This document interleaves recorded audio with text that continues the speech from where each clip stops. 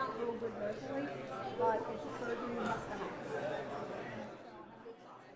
Let me ask you, farmers in the room believe that this proposed ordinance is going to give them protection.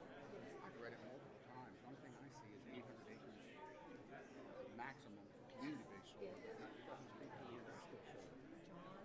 Just, is it in there? Did I miss it? Whether we like it or we don't, the farmers are happy with this. That's the Well, downside. I think they. Oh, I gotta get to work. Okay, thank you.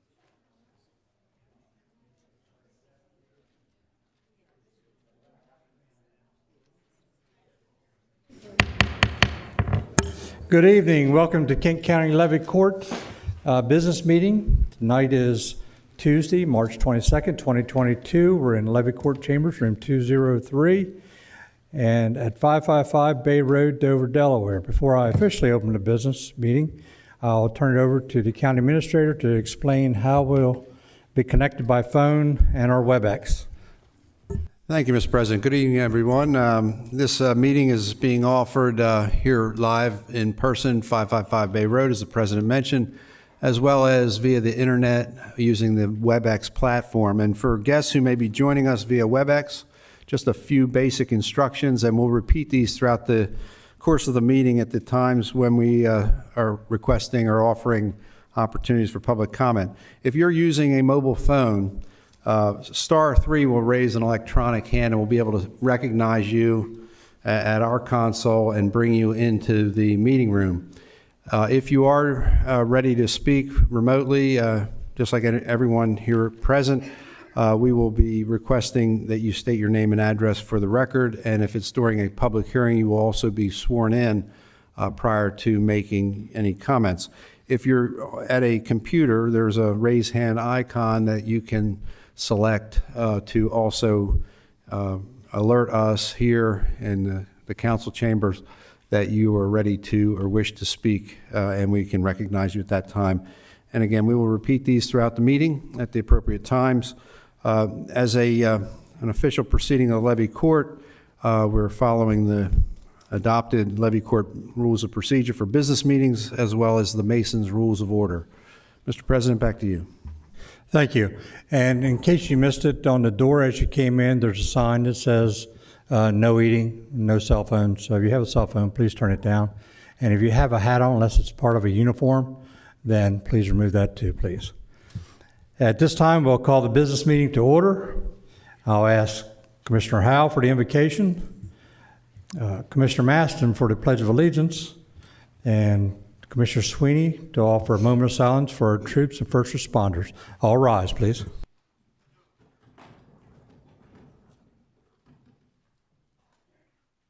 Heavenly Father, we come before you now acknowledging your presence.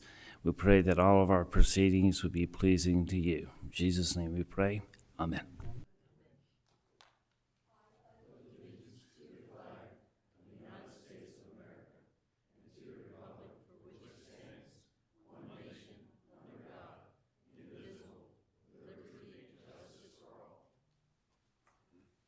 Please remain standing for a moment of silence to honor our law enforcement, military, firefighters, paramedics, and other first responders who have lost their lives in the line of duty, protecting and fighting for our freedoms.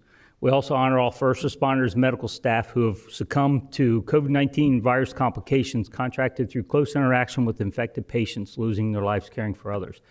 As of today, we still continue to grow in the number of Americans, Delawareans, and Kent Countyans who have lost their lives to COVID. Still not a joke. Please keep these in your thoughts and prayers. So please remember these individuals who died in the line of duty.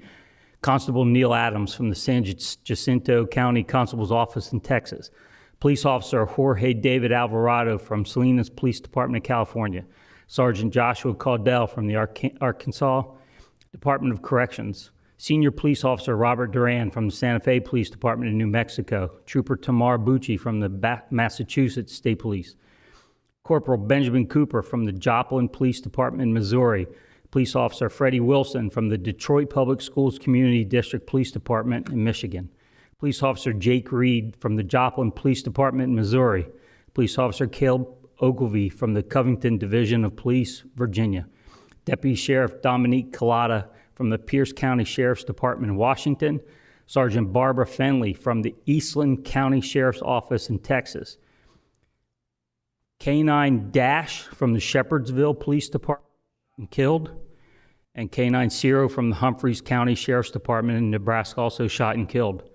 And please keep the two Pennsylvania State Police officers who were killed in the line of duty while trying to protect somebody walking in the road on I-95, Trooper Martin Mack III and Trooper Brandon Siska, both of Pennsylvania State Police. Engineer Operator Larry Harbin from the Lynn Fire and Rescue in Alabama. Captain David Holmes from the LaGrange Volunteer Fire Department in North Carolina. Firefighter Dustin Brandhorst from the Ebenezer Fire Protection District in Missouri. And firefighter David McDonald from the Grand Traverse Band Fire Rescue in Michigan.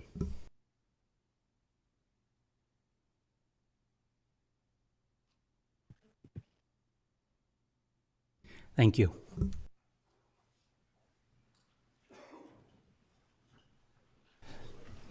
Thank you, Commissioner Sweeney.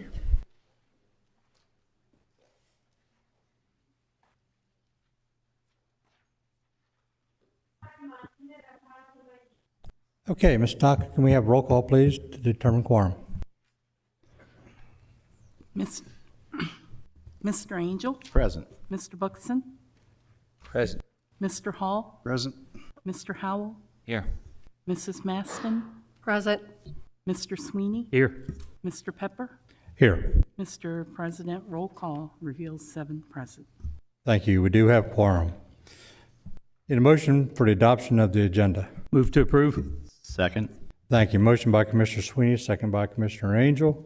Unless there's any questions on the motion, can we have roll call, please? Mr. Angel? Yes. Mr. Buxton? Yes. Mr. Hall? Yes. Mr. Howell? Yes. Mrs. Maston? Yes. Mr. Sweeney? Yes. Mr. Pepper? Yes. Mr. President, roll call reveals 7 yeas. Thank you. This evening we have a consent agenda 22-05. Need a motion for that. So move, Mr. President. Second. Thank you. Motion by Commissioner Angel, second by Commissioner Sweeney. Unless there's any questions, can we have roll call, please? Mr. Angel? Yes. Mr. Buxton?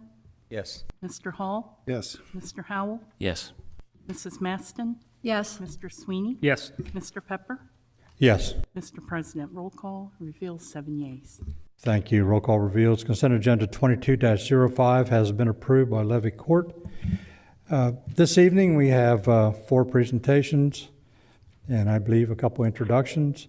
The first item is Resolution 3933, Kent County Medal for Meritorious Service to Connie Holland, AICP. And I'll have asked Commissioner Angel to read that into the record, please. Thank you, Mr. President. It'll be an honor.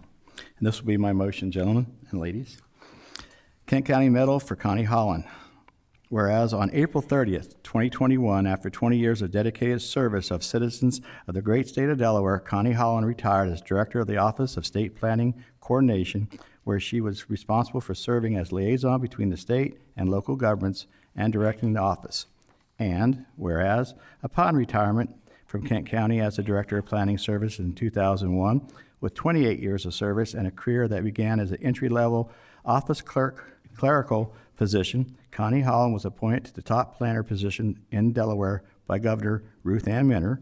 And whereas, Connie Holland has helped guide smart growth and sustainable development strategies throughout the state of Delaware, with Kent County holding a special place in her heart. And whereas, Connie Holland was recognized in 2010 by the Delaware chapters of the American Planning Association with the prestigious Peter Lawson Memorial Award in recognition of her portfolio of work, which was advanced the profession of planning in the state of Delaware. And in 2016, with the Delaware Association of Public Administration Public Service Award, among others. And whereas, Connie Holland epitomizes the success anyone can achieve in Kent County and our nation by setting lofty goals. And whereas, Connie Holland has been recommended for the Kent County Medal in accordance with the provisions of Kent County Levy Court policy and requirements thereof. Now, therefore, be it resolved that Kent County Levy Court does hereby recognize, commend, and award Connie Holland, AICP of Dover, Delaware, with the Kent County Medal for meritorious service for the 22nd day of March, 2022. That was a motion. Second. Thank you. Motion by Commissioner Angel, second by Commissioner Sweeney. Resolution 3933. Does anyone have any questions on that motion? Seeing none, can we have roll call, please, on Resolution 3933? Mr. Angel? Absolutely, positively, yes. Mr. Buxton? Yes. Mr. Hall? Yes. Mr. Howell? Yes. Mrs. Maston? Yes. Mr. Sweeney? Absolutely. Mr. Pepper? Yes. Mr. President, roll call reveals 7 yeas. Thank you. We'll all go down front, and Connie, if you'll come forward, which you've done in this chambers numerous times. And I'm going to ask the county administrator to present the medal to Connie, since they both work together quite a bit. So we'll be down front.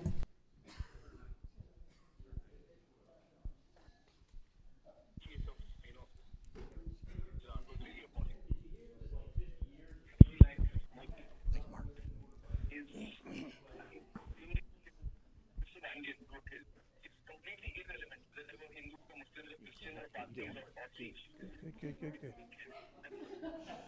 You're a day late.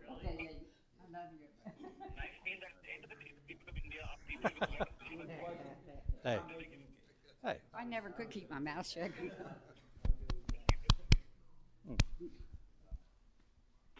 Oh, this is tough. Oh, Mike?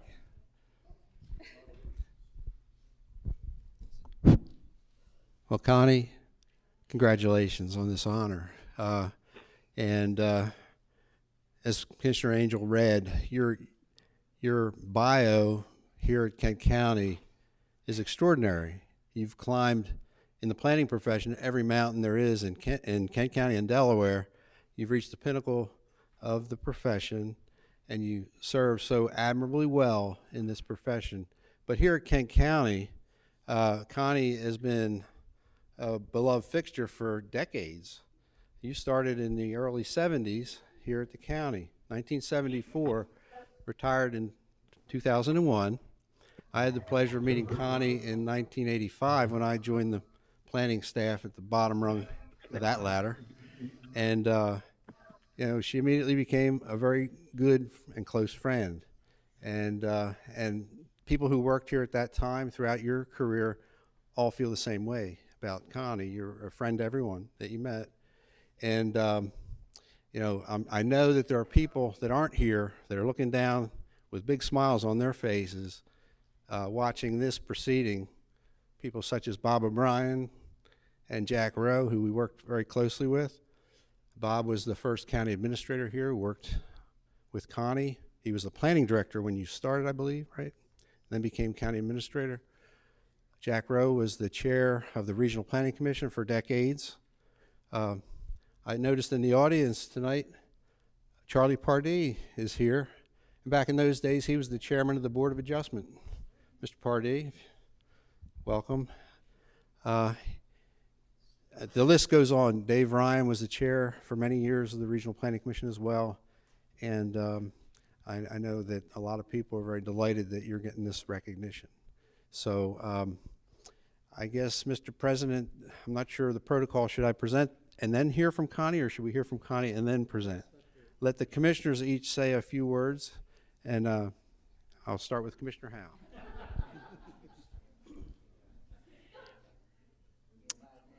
Well, Connie, I've been commissioner a little over 11 years, and I've seen you more times than I can shake a stick at. You've been everywhere, been very active, very much appreciate all your service. It's meant a lot to a lot of people, and this is well deserving. Okay. Congratulations. Thanks very much for all your service to the county and to the state. Delaware and Kent County would not be where we are right now as a community without you. So we appreciate it. We live on in your memory. We live on in your shoes, the path that you set for us, and we appreciate it very much. And this is just a small token of our appreciation. Well, I was just standing here thinking. No. I served on Kent County Levy Court from 1994 to 1998. Connie here was the planning director. I left Levy Court and went to work in Governor Minter's office, and Connie followed me there to the planning office. And then after Governor Minter left office, I went to the Delaware Department of Safety and Homeland Security, where I represent the cabinet secretary on the cabinet committee for state planning, who Connie was in charge of. So I don't know what I'm going to do now, because you followed me and have offered me great advice over the years, from 1994 till now. Definitely going to miss you as far as being in government, but I'm sure won't go away. So we're going to keep you. So we're really pleased to be able to give you this honor tonight. We don't give these medals out willy-nilly. We kind of conservative as to how many we give out and who we give them to, and the names that are on that list that I believe this is what, number 34? 36. I don't remember. But so the names that you're on there with are very substantial names that have done a lot for Kent County and Delaware. So it's only fitting that you'd be in there with them. So you've done as much for Kent County as anybody I can think of. So thank you very much. And I'll pass this on down. Based on what everybody said, it's kind of hard to continue, but what I'll definitely say is thank you for making me a better commissioner. Because as my constituent in my district, and Mr. Peppers, because he's got all the districts, but I've always been able to go to your home and talk to you, and that meant a lot to me too. And all I can say is I'm going to miss you too, but I won't stop knocking on your door. Connie, I don't know anyone any more deserving of the award than you are, and goodness knows you've been a big help to me in no matter what position I've been in, and I sincerely appreciate your help and wish you nothing but the best in your retirement.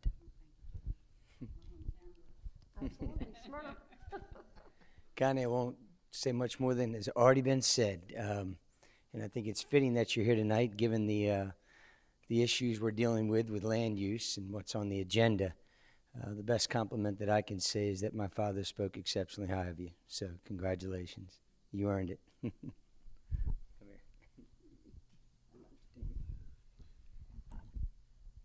here. I'm shocked because I had no idea I was going to get this. When I was told to be here tonight, it was quite a shock for me. I thought that after all that, 28 years, a little bit plus, and 20 years at the state, that would be the end of my career, and that I'd go at 834 Wilson Drive and pull weeds and never be heard from again. I'm not liking that too much either. But I have to say, and several of you commissioners said it, my heart's always been in Kent County, no matter what I did. I did start as a receptionist answering phones. Absolutely love Kent County.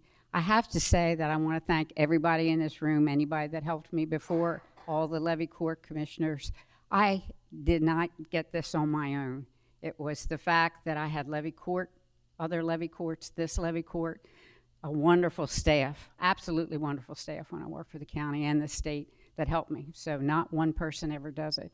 So it took a village, but we did it, and I am forever grateful, and this is humbling to me. I have to say that, very humbling, and thank you.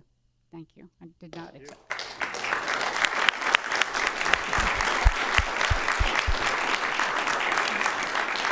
And Mike's going to present it to you. I have the, Dickie, come on up here. Well, I left the most important people out. I thought I couldn't get myself together. I have done a few speeches before, but I couldn't get myself together for tonight. I just couldn't. And I said, I need to thank my husband because he didn't get so many nights. And I did not get home till 11 or 12 o'clock. I didn't. And my kids too. They had to have an operation, and we held it off till 11 o'clock one night. They announced that my granddaughter was born at a Levy Court meeting, if you remember. And so my family has really taken the brunt for me because I thought this is where I need to be. Step on forward. Well, it's my distinct privilege and honor to be able to present this medal on behalf of Levy Court and all the county family that you are forever a part of. And so if you don't mind, I'm going to actually place this on you, and I know you will cherish it. Congratulations.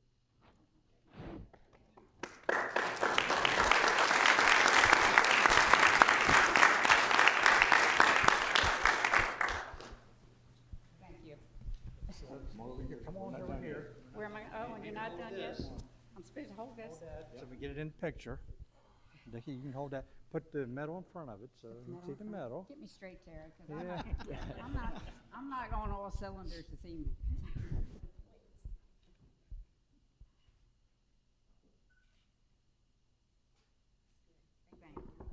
Thank you. You, and thank you. You're welcome. Thank you. Each and every one.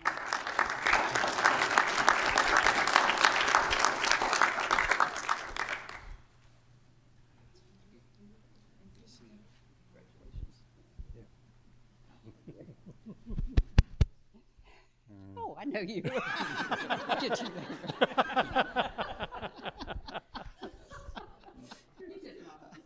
I'm used to that. Yeah, used to that, right? Yeah. Dick, congratulations. Right, thank you. Yeah. Come on down. Thank you very much. Congratulations, Connie and Dickie. Okay. What's the next one? It's Whiskey. Okay. We have resolution 3930, retirement of John R. Witzke.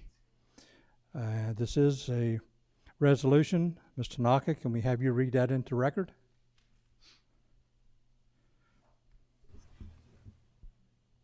Whereas the retirement of John R. Witzke, an employee of Kent County, State of Delaware, from his duties as Paramedic 3, Department of Public Safety, Emergency Medical Services Division, presents a suitable opportunity for expressing the esteem in which we hold John R. Witzke as a good and faithful public servant.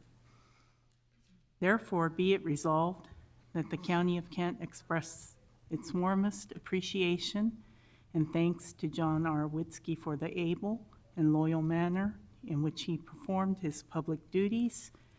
Be it further resolved that this resolution be his evidence of a right to the pension provided by the Kent County Employees Retirement Program. and that this resolution be and hereby is incorporated into the official minutes of the March 22nd, 2022 meeting of the Kent County Levy Court. Thank you. This is Resolution 3930. I need a motion. So moved. Thank you. Motion by Commissioner Sweeney, second by Commissioner Maston, I think it was. Unless there's any questions, can we have a roll call, please? Mr. Angel? Well, since we're going to be down another paramedic, I want to say no. But I know he's earned it, and he's very deserving of it, so I'll change it to yes. Mr. Buxton? Yes. Mr. Hall? Yes. Mr. Howell? Yes. Mrs. Maston? Mr. Sweeney? Yes. Mr. Pepper? I hate to say yes, but yes. Mr. President, roll call reveals 7 yeas. Thank you. Roll call reveals Resolution 3930 has been approved by Levy Court, granting John Witzke retirement. John, you want to come on down?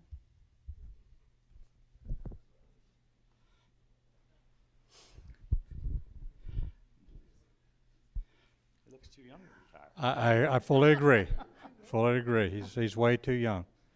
But I see your coworkers are here to support you, and I'm sure you appreciate that, and we certainly do appreciate that as well. Fantastic, fantastic.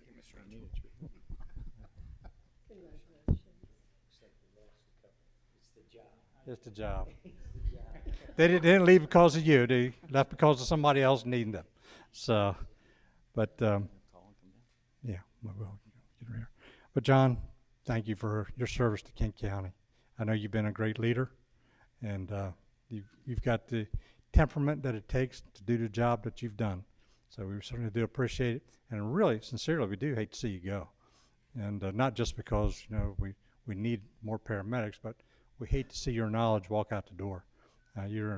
When you rolled up on a scene to treat somebody, they were in good hands. And well, as with all of our paramedics, but you had the experience and the knowledge, and so we certainly do appreciate you. Mr. Angel. As I said, I hate to see paramedics go on and move on, but it's life, and I know retirement is going to happen. So I hope you enjoy it. I hope your honeydew list, it gets taken care of, whatever the wife has for you. They all do. But congratulations on your retirement. John, congratulations on the job well done, but I still think you look too young to retire. My bones don't tell me differently. John, if somebody just put 30 in and then check the box on retirement, it's a good gig. And you've earned it. Thank you. So we do appreciate everything you've done. Connie Holland was just here as someone who did great things in the county and the state. It's not overshadowed by anything that you've done also. And so we compliment you exceptionally. Thank you very much. So I'm going to agree with Mr. Buxton. I put my 27 in. It's a good gig. And mine's been since December, and it's going really well. Congratulations. Not only for your service as a paramedic, but for everything else that you've done for the county, all your community activities, the Safe Summer Day, your representation of employees. You've been a great employee, great paramedic. This is well-deserved. Congratulations. Congratulations, all the lives that you touched over your career. It's a huge, huge service to the county, so thank you so much for doing that. Yeah, we do hate to see you go, but we're glad for you. Turned over a new leaf. What are you going to do now? Oh, boy.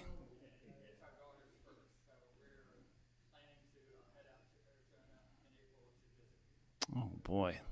Outstanding. Very good. Thanks for your service. John, first thing I want to note is I'm the only one up here, before I invite Chief Faulkner up, I'm the only one up here who did not vote for that resolution. I don't have a vote, but that's okay. Congratulations on this milestone. Chief, if you want to come on up. While Chief's coming up, my impression of John has been that you're all about public service. You've been a paramedic, you've been a medical field medic. Whenever there's a public event involving public safety, you are part of it here as part of the county. A great representative for the county, and we're going to miss you. And your role, particularly in the Safe Summer Day program, will be particularly missed. And we just, again, thank you so much for your service and extend a hand on behalf of all your fellow employees. Congratulations. Thank you. Well, John, if I was a commissioner, I would vote no, and I probably wouldn't change it either, but I get it. I get your reasons.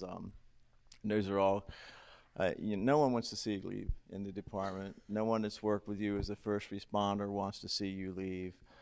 You've done an excellent job, and that's testimony to your character and to the job and the work that you've done over the past years. And quite frankly, if there was a paramedic Hall of Fame, you would be in it. You've just really done an outstanding job for us. I appreciate you. We all appreciate what you've done. I know that having grandkids myself, you have to get on the floor. Good luck getting up. So, but thank you. My pleasure, Chief. Wow. This journey of mine started back when I was about 10, watching shows like Adam 12 and Emergency, which my coworkers can attest that I still watch on TV. I grew up as a kid wondering about the fire trucks and looking at airplanes.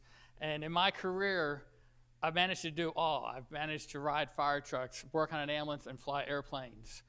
33 years with the Air Force, 30 years of doing EMS here in the state of Delaware, 21 of which here in Kent County, hopefully serving with pride, as our motto says on the seal.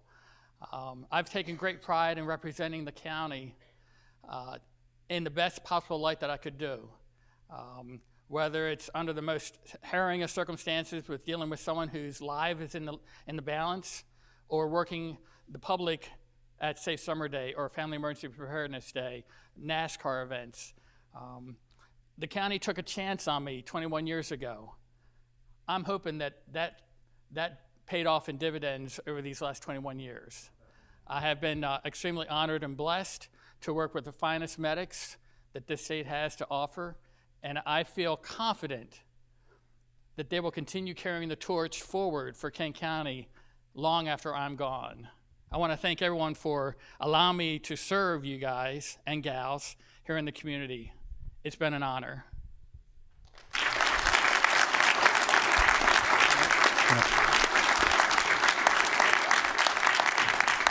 Get a picture with you with the resolution.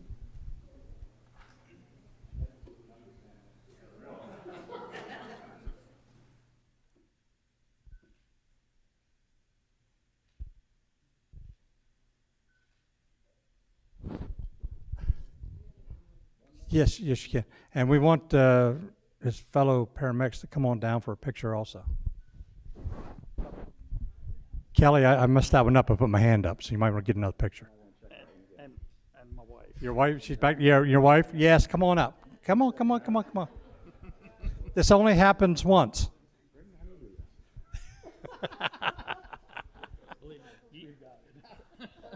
Mr. Angel, you do realize that by us retiring somebody that looks this young makes us all look very old. Certainly does. Not younger. No. Come on up here. Come on up here. Yeah, there you go. There you go. There you go. Okay, now we get a good picture.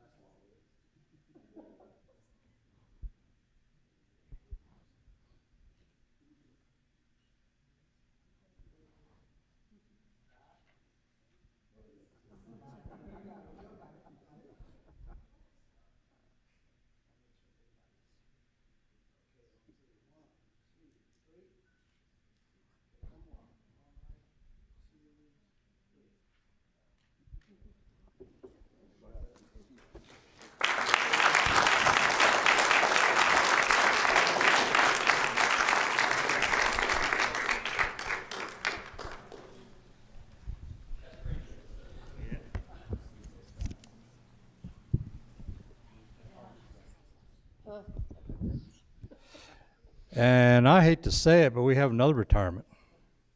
Another young person going out the door. This resolution 3931, retirement of Kimberly A. Crouch. Ms. Tanaka, can we have you read that into the record, please?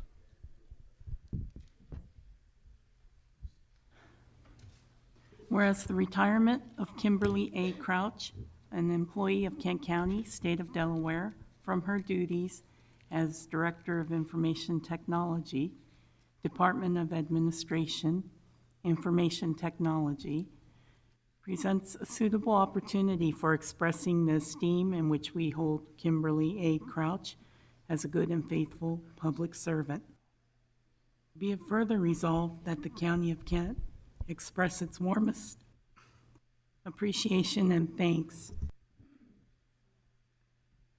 to Kimberly A. Crouch for the able and loyal manner in which she performed her public duties.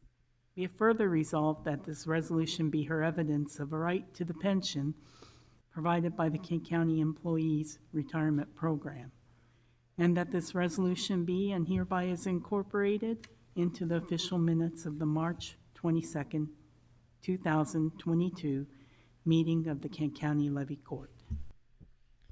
Thank you. This is resolution 3931. I do need a motion. So moved, Mr. President. Thank you. Motion by Commissioner Angel, second by Commissioner Maston.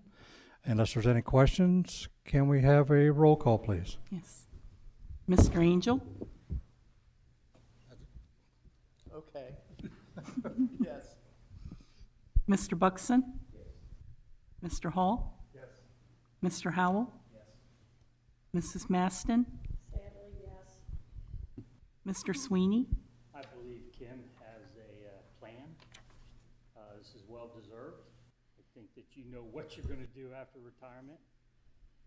You've served the county well. My vote's no. And I'm not changing it. No. No, he gave me a heads up to that. I also, I hate to see you go too, I really do. But I know that happiness lies ahead, so I wish you all the best. So I'm going to vote yes. So, Mr. President, roll call reveals 6 yeas, 1 nay. Thank you. Roll call reveals we've got one hard-headed one, and the rest of us voted in favor. So, Kim, want to come on up? I'll let Commissioner Angel. Turn it over to you, Kim. Well, it's been an up and down roller coaster over my little bit of a deal, but I'm going to miss your knowledge and our discussions, and I just wish we had more time to discuss. So, best of luck to you and your husband, and I hope. I don't think you have honey-do lists for him, but if there's anything else that we can do, please don't ever hesitate to call us. Best wishes on your future, Kim. I know you'll do great, but thanks a lot for all your support. Kim, congratulations. I look up at that board, and it's an impressive lineup. And as I said before, nobody's efforts overshadows the others. I think your years of service here speak volumes of things that you've seen since going way back to today. Very impressive and appreciated. Thank you very much, Kim. Kim and I have known each other for almost 50 years. Graduated from CR together. So congratulations, Kim. I'm definitely retired too soon. So, but I wish you the best in retirement, and thanks for all that you've done here. Kim, you put in a lot of time, a lot of energy, and you've just done so well. And many people appreciate the work you've done here. And I hate to see you go, but I'm glad, you've made a different choice, and boom. So we'll see you around. Kim joined the county in 2003 as the Chief Information Officer. And at that time, we weren't in this building. This building wasn't even built. We were still on the Legislative Mall at the old county building. But we were preparing for this building because we knew that with a new building, we were going to be incorporating a lot of new technologies, and we needed somebody to steer that ship and to provide that level of expertise in the overall design implementation. And Kim was that person. I was fortunate enough to be on the interview panel with Mr. McLeod and a few others. And I remember interviewing in that room behind Levy Court, the old Levy Court, and you stood, head and shoulders above the rest of the people that we interviewed. And we had a field of qualified people, but Kim was the chosen person, and for good reason. And when we moved to this building, we were still under a contract with a firm to run our IT department, but we knew at some point in time that was going to come to an end, and it was 2007 when that contract was to end. And so began the process under Kim's leadership to build a department. We didn't have our own Kent County Department of IT prior to Kim, and so Kim built it. And we just want to say thank you for that. You put us in great position to move into the future. We moved into this building. We had things to adjust like you do whenever you move into a new facility. But technology-wise, you steered that ship and you got us to where we are today. And so on behalf of county employees, congratulations. I know you will be missed by all of us here. And, you're retiring too young. But I know Stuart might have, he's shaking his head no over here. But I know, okay. But I know Stuart not too long ago retired, so hopefully you both have a wonderful future ahead of you. So congratulations, Kim. Well, Kim, all I can say is thank you. All the rest of the commissioners said it, and it's been alluded to that you brought us light years ahead as far as IT is concerned. And we have only you to thank for that. So you and your leadership in your department. So we certainly do appreciate you and thank you. Really do hate to see you leave, but I know that you hear your horses calling you, and but I would caution you this summer, be a little bit more careful when you ride your bicycle. Okay. You might not want to tie anything around your waist. It might get hung up in your rear wheel spoke or chain or whatever. So be a little bit more careful this summer. Okay. So, but I'm going to let you say a few words. Well, thank you, commissioners, and thank you, Mike, for taking me down memory lane. That was that was a nice. I hadn't really thought about that much lately, but I just want to say, obviously, I've had 19 years here at the county. I've enjoyed every bit of it. I've enjoyed the projects, but I couldn't have done it without a wonderful staff. We've been very fortunate to be able to hire good, talented folks that have carried us through, and I'm sure they will continue. So I thank them, and I just thank Mike for giving me the opportunity, putting me in this job years ago, 2007, when we took over the IT department, and it has been my pleasure to serve you all for the last 19 years. And thank you very much.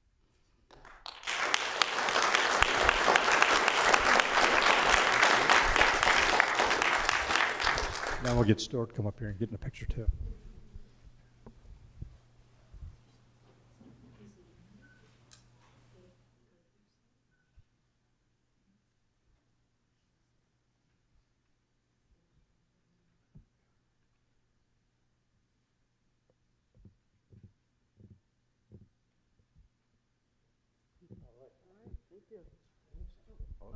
Got to make this official.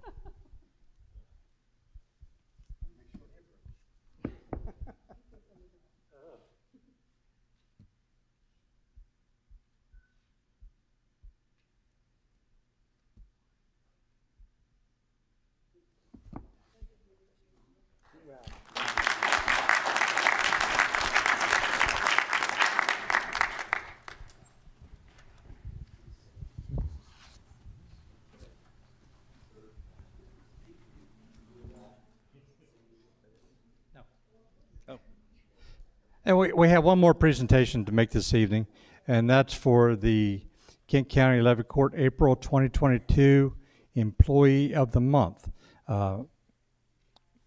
Ms. Tanaka, can we have you read that into the record, please? Kent County Department heads have selected Gilberto Ruiz from the Administration Department as the April 2022 Employee of the Month. Gil has been a Kent County employee since February 2014 and currently holds the position of Network Specialist 2 in the Information Technology Office. He previously worked as an information systems specialist for the Girl Scouts of the Chesapeake Bay. For about a year prior to that, he served as a computer support technician for Kent County. Gil's primary duties include maintaining network computer systems, applications, security, and the network configurations, troubleshooting computer network-related issues, and supporting the county's multi-vendor enterprise LAN/WAN infrastructure. According to now retired Information Technology Director Kim Crouch, Gil has a natural ability for solving complex network issues, and he always does it with a smile. He is very patient and responsive to the needs of network users. Supervisors really appreciate his can-do attitude and ability to diagnose and solve a problem. Gil's dedication, insightfulness, and approachability make him a valuable member of the IT team. Congratulations, Gilberto, on a job well done, and he resides in Commissioners Howell's and Pepper's districts. And the tribute reads, Kent County Levy Court, April 2022 Employee of the Month, Gilberto Ruiz. On this, the 22nd day of March 2022, the Levy Court of Kent County, State of Delaware, does hereby recognize Gilberto Ruiz, Network Specialist 2, Department of Administration, Information Technology Office, for his exceptional initiative, dedication, and conscientiousness in the delivery of services to the citizenry of the county.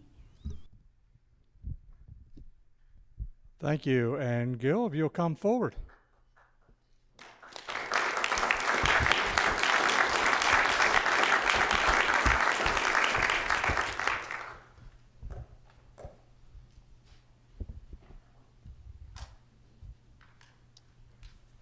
Congratulations on being selected. It's quite an honor. You know, we only pick 12 of these a year, you know, one for each month. So it's quite an honor that you were thought enough of to be nominated for this and to receive it for the month. And look forward to you coming in for possibly Employee of the Year. So keep up the good work. Well, I got to get into IT more often. That's all I can say. But thank you for what you do and how you keep us on target and keep the staff moving with Kim just retiring and Joe just coming on board. There's going to be a little bit of challenge there, I'm sure, but I'm sure you'll get through it and continue to move us forth. Thank you, Gil. Congratulations, Gilberto. Wish you the very best, and hopefully we'll see you back at the end of the year. Job well done, Gil. Job well done. Good luck in I don't know how many months, but good luck when it happens, all right?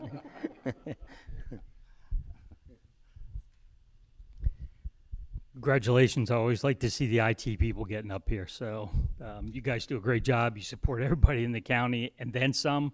Congratulations. Congratulations. Keep up the good work. Thanks.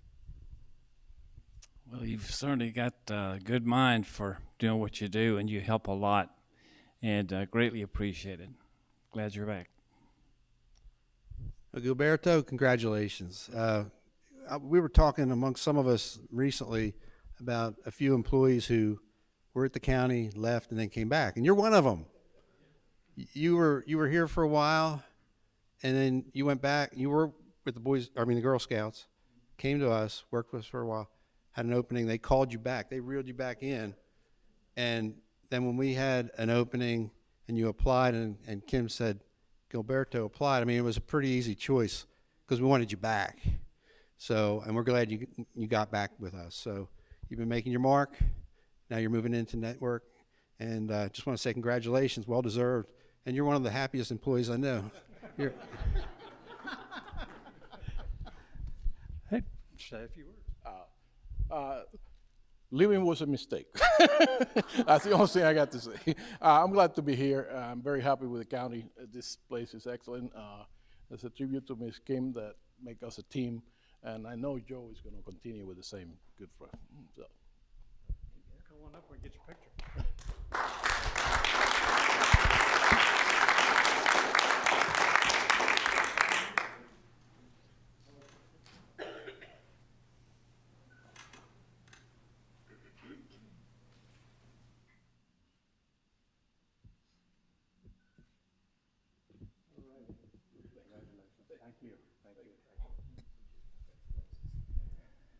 That's it. As I look over the room, I know that numerous of you have sat through us recognizing our employees before, but again, thank you for indulging us. We like to recognize our employees when they do something special and when they retire.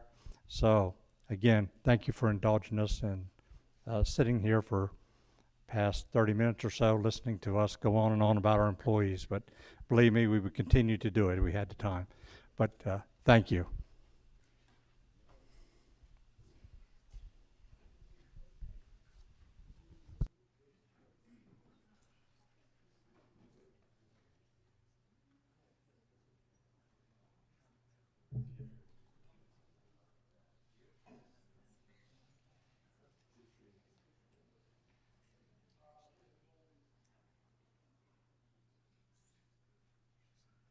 Mr. Coelho, do we have any introductions this evening? New employees?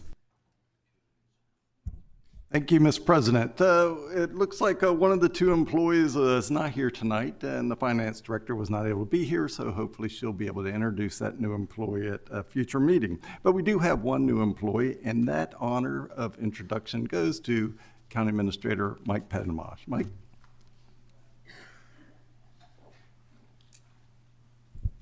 Thank you, Mr. Coelho. Yes, it is my distinct honor and an enthusiastic privilege to introduce to you tonight the newest member of the Kent County family. Laura, would you like to join me at the podium? Laura Whistler has been hired and started on Monday as the Assistant County Administrator. Yeah. And Laura most recently worked for the state of Delaware, the Office of Small Business Development, for about 3.5 years as the Kent County Business Manager. There, she ran the EDGE grant program for new entrepreneurial businesses that come to Kent County, and she was very fortunate to reward a number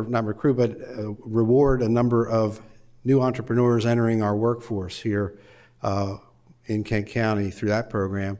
Also, in the wake of the pandemic, Laura managed the Delaware CARES Act relief program grants for small businesses here in Kent County. And I know that benefited many here in Kent County during that time as well, and a lot of other duties at the Office of Small Business Development. But prior to that, for about 11 years or so, maybe a little longer, she worked for Senator Tom Carper. And she left, when she left Senator Tom Carper's office, she was holding the position of Kent County Director. She comes with a tremendous amount of public sector experience and working with political bodies such as Levy Court. Laura holds a bachelor's degree in business management from Wilmington University.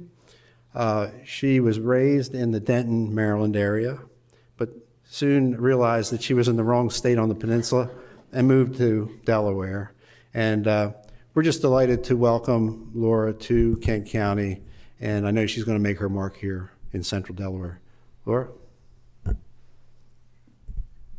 Sorry, I'm a bit shorter. So, Mike, thank you very much. And thank you to everyone for allowing me the opportunity to join the county team, the county family. I look forward to serving Kent County yet again in just a different capacity and getting to work with everyone. So thank you very much.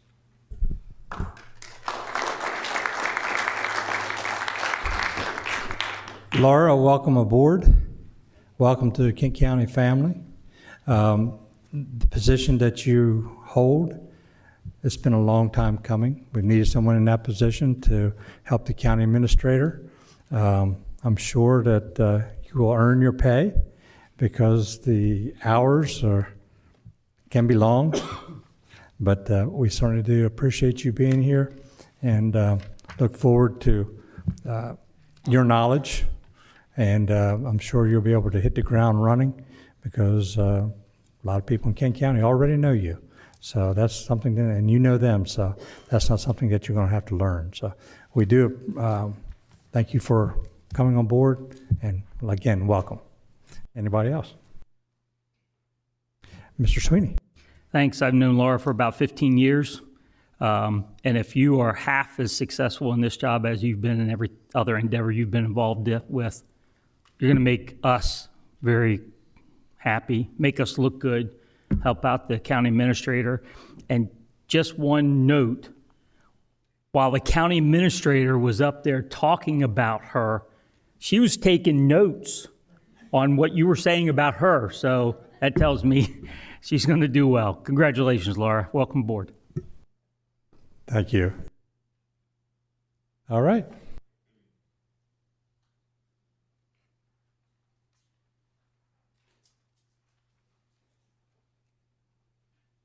Again, that concludes our presentations and introductions. The first item that we have on the agenda, we have 2 public hearings. At this time, we will open the public hearings, and the first application is petition for a conditional use requiring site plan approval. Falls under Commissioner Howe. It's application number CS-21-10. Commissioner Howe. Thank you, Mr. President. Ms. Kiefer, Thank you, you look Commissioner. like you're ready to go. Ready to go. Good evening, Commissioners. Before we begin the public hearing, just a word about how the hearings tonight will be conducted. This public hearing is being conducted for the purpose of giving the citizens of the county the opportunity to present testimony on the applications before the Levy Court. Everyone will have an opportunity to speak. All statements are to be made from the podium at the front of the room. For the record, please give your name and address. Copies of any written statements or exhibits used during the hearing should be presented for identification and inclusion in the record. For each application before the Levy Court, the President will introduce the application. The Levy Court will then receive testimony from all of those in favor. Testimony will then be received from those who may be opposed. After everyone has had an opportunity to speak, the hearing on the application will be closed, and the Levy Court will take what action it deems appropriate. Levy Court's decision will be based upon public hearing testimony given at this meeting and a recommendation submitted to the Levy Court by the Regional Planning Commission. I would ask that that recommendation be included by reference in the permanent record of this meeting established by the Clerk of the Peace. The public notice of this hearing was published in the March 4th, 2022 edition of the Delaware State News. The first application before the Levy Court tonight, CS-21-10, is a conditional use with site plan application for a solar array, roughly 16 acres. This would commonly be referred to as community solar. The site is zoned AR, agricultural residential, outside of the growth zone. The site is at the northeast corner of the intersection of Hammondtown Road and Farmington Road, southwest of Harrington. The Regional Planning Commission took testimony on this application at their March 3rd hearing, and at their March 10th business meeting, voted unanimously to recommend conditional approval.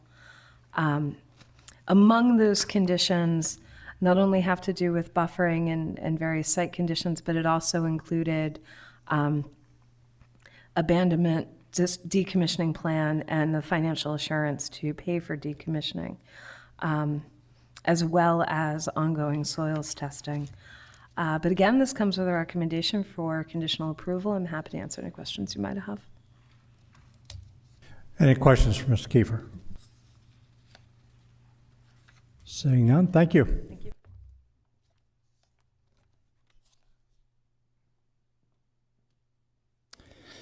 Okay, at this time we'll open the public hearing for application CS-21-10.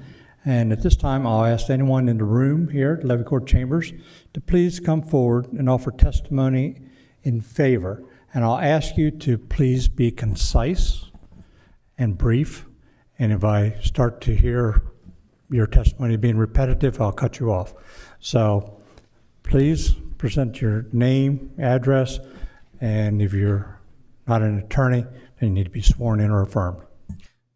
Good evening, everyone. My name is Bob Palmer. I'm with Beacon Engineering. Address is 23318 Cedar Lane in Georgetown, and I'm representing the owner and the applicant. Mr. Palmer, do you swear or affirm, sir, to tell the truth, the whole truth, and nothing but the truth? So help me God. Thank you. So I thank you for seeing us this evening. As Ms. Kiefer said, the application is for conditional use for a community solar facility, and the intent of the project, it's a 5.3 megawatt DC with a 4 megawatt nominal generation back to the grid. The site was selected because of its proximity to the substation that shares the northerly property line. The property owned by the Taylors, they actually share the longest property frontage, which is the southerly property line. And with this being a corner lot, that would be one of our side yard setbacks. There are 3 homes on Farmington Road that are adjacent to the property. The one that is closest on Farmington Road is that homestead is at roughly 200 feet from the closest solar panels that we have on our concept plan. And that's with the prescribed 40-foot AR zoning setback for the front yard. Our neighbors to the east are, it's owned by a company called Kimba LLC. They own roughly 70 acres. North of us and adjacent to the Delmarva Power Station, that property is zoned IL, Limited Industrial. I took a ride using Google Earth in preparing for the RPC public hearing, and I found it interesting that I only was able to count 8 homes within 1,000 feet of the perimeter of the Taylor's property. Going to a 2,000-foot radius from the edge of the property, I was able to find 22. So we're in a very sparsely populated area of the county with our application.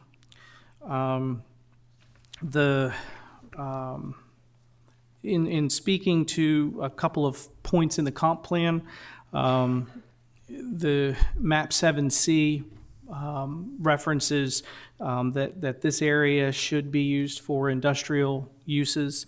And so this conditional use request for the community solar facility we feel is a good solution. And though this area was reserved for industrial uses in the comp plan, and this actually was a topic of conversation during the RPC public hearing, the Taylors, though their property is adjacent to the Norfolk Southern Railroad, the main point of proposing a solar facility on this property was one of financial and estate planning. The intent of the Taylors is to continue farming residual lands that they own and pass the farm on to their children. So there really is no intent for them to develop this property at this time or in the future, other than for the solar use.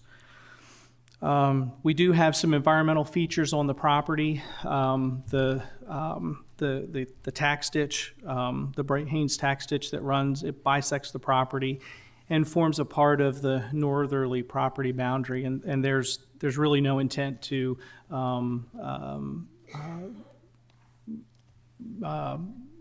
there's no intent to do anything with that other than other than to install culverts to allow the security fencing to cross over the tax ditch.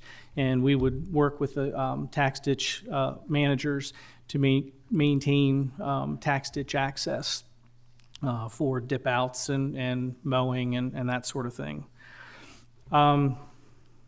The arrays that we're proposing to use here, they come in 26 panel sections, which are roughly 86 feet long.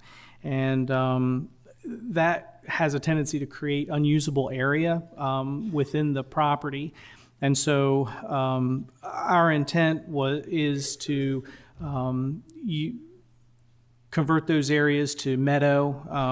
One of our thoughts is to create a meadow that would benefit pollinators. And again, there was some discussion about that during the last public hearing. And our intent is to comply with USDA, NRCS, their guidelines and publications, and select native plant species that would support the community. And manage the meadow area in harmony with agricultural practices.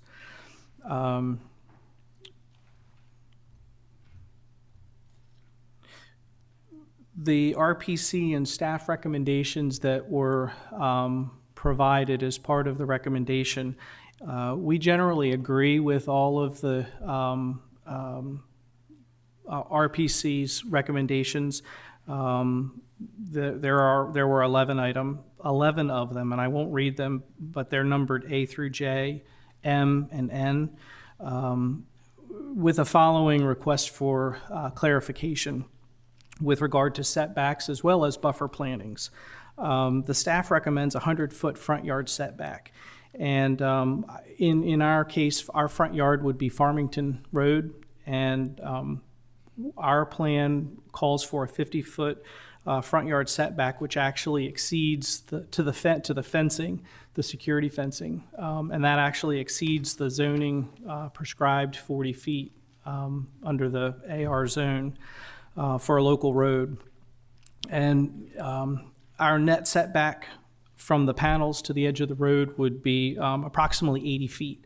So we're 80 feet from the edge of paving and roughly, as I said earlier, 200 feet from the nearest home, which incidentally is the same distance that a manure shed would have to be set back from a dwelling that's not on the premises. Staff recommended a 75-foot side yard setback. And on the north side of the property, in particular the northwesterly side, we're holding 80 feet from the top of bank of the tax ditch, and so we would easily be able to comply with that setback.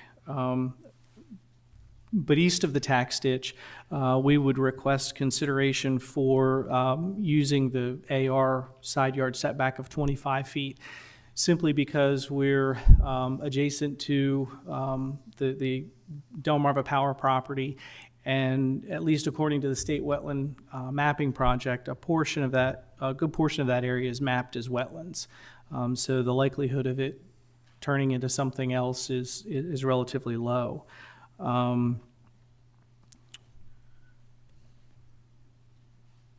On the south side of the property, we're bordered by Hamilton Road and other lands of this landowner, Mr. and Mrs. Taylor, who are here in the audience with me this evening.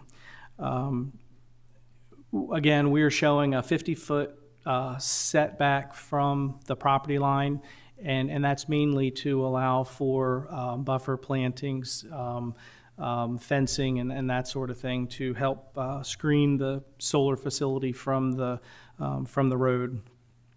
And the Taylor homestead is roughly 130 feet from the closest panel in this particular plan. Staff recommended a 75-foot rear yard setback, and because of our proximity to a high power line right-of-way that runs across the far easterly side of the Taylor farm, we would easily comply with that 75-foot rear yard setback. So our request would be on the setbacks to allow for the 40-foot front yard setback and 25-foot side yard setback as I described just now. Regarding the buffers, we were very grateful that RPC recommended the 2-row buffer planting as we proposed on our concept landscape plan. But we would request consideration to use the existing buffer ordinance that's in the Land Development Code, Section 18789. And that would allow us to develop a screen, if you will, that's more aesthetically pleasing and wouldn't necessarily be a sea of green American arborvitae running down the road. And I'll let Mr. Taylor speak to the agricultural implications of a continuous green buffer without the use of opaque fencing and other screening options that that 18789 allows. So in conclusion, we feel that our proposal is in harmony with Section 20551 and should be granted for the following reasons. The location is appropriate. It's a very low-density area of the county, and it's located within areas where the comp plan recognizes that industrial growth is appropriate. The public health, safety, and general welfare would not be adversely affected. While I made reference to a manure shed, our project generates no traffic, no light pollution, no dust, noise, or odors of any kind. The solar is good for the environment, and it's a good tool for helping to mitigate climate change, which is also a canon of the county's comp plan. We will provide adequate off-street parking for the maintenance personnel that will be here to maintain the facility. And our necessary safeguards will be provided for the protection of the surrounding property owners and persons through security fencing that would be behind the buffer. And any additional standards in Section 329 public utilities would also be complied with. With that concludes my presentation. Thank you, Mr. Palmer. Any commissioners have any questions? Commissioner Buxton. I want to first ask Commissioner Howell, are you, I don't want to jump in front of you, it's your district, if you planned on asking him a question. I'm satisfied. It's not that I'm not satisfied, I need to better understand your ask. I think you're in a position to ask because, in essence, the application is well ahead of the ordinance that we plan to consider adopting tonight. So I think it's a fair ask to make consideration. I just need to better understand what the considerations are. So maybe my first question might be to Ms. Kiefer. Using some of the other previously approved solar farms that are similar to this one, are some of his requests in line with what we required of them, or did we require more significant setbacks and whatnot?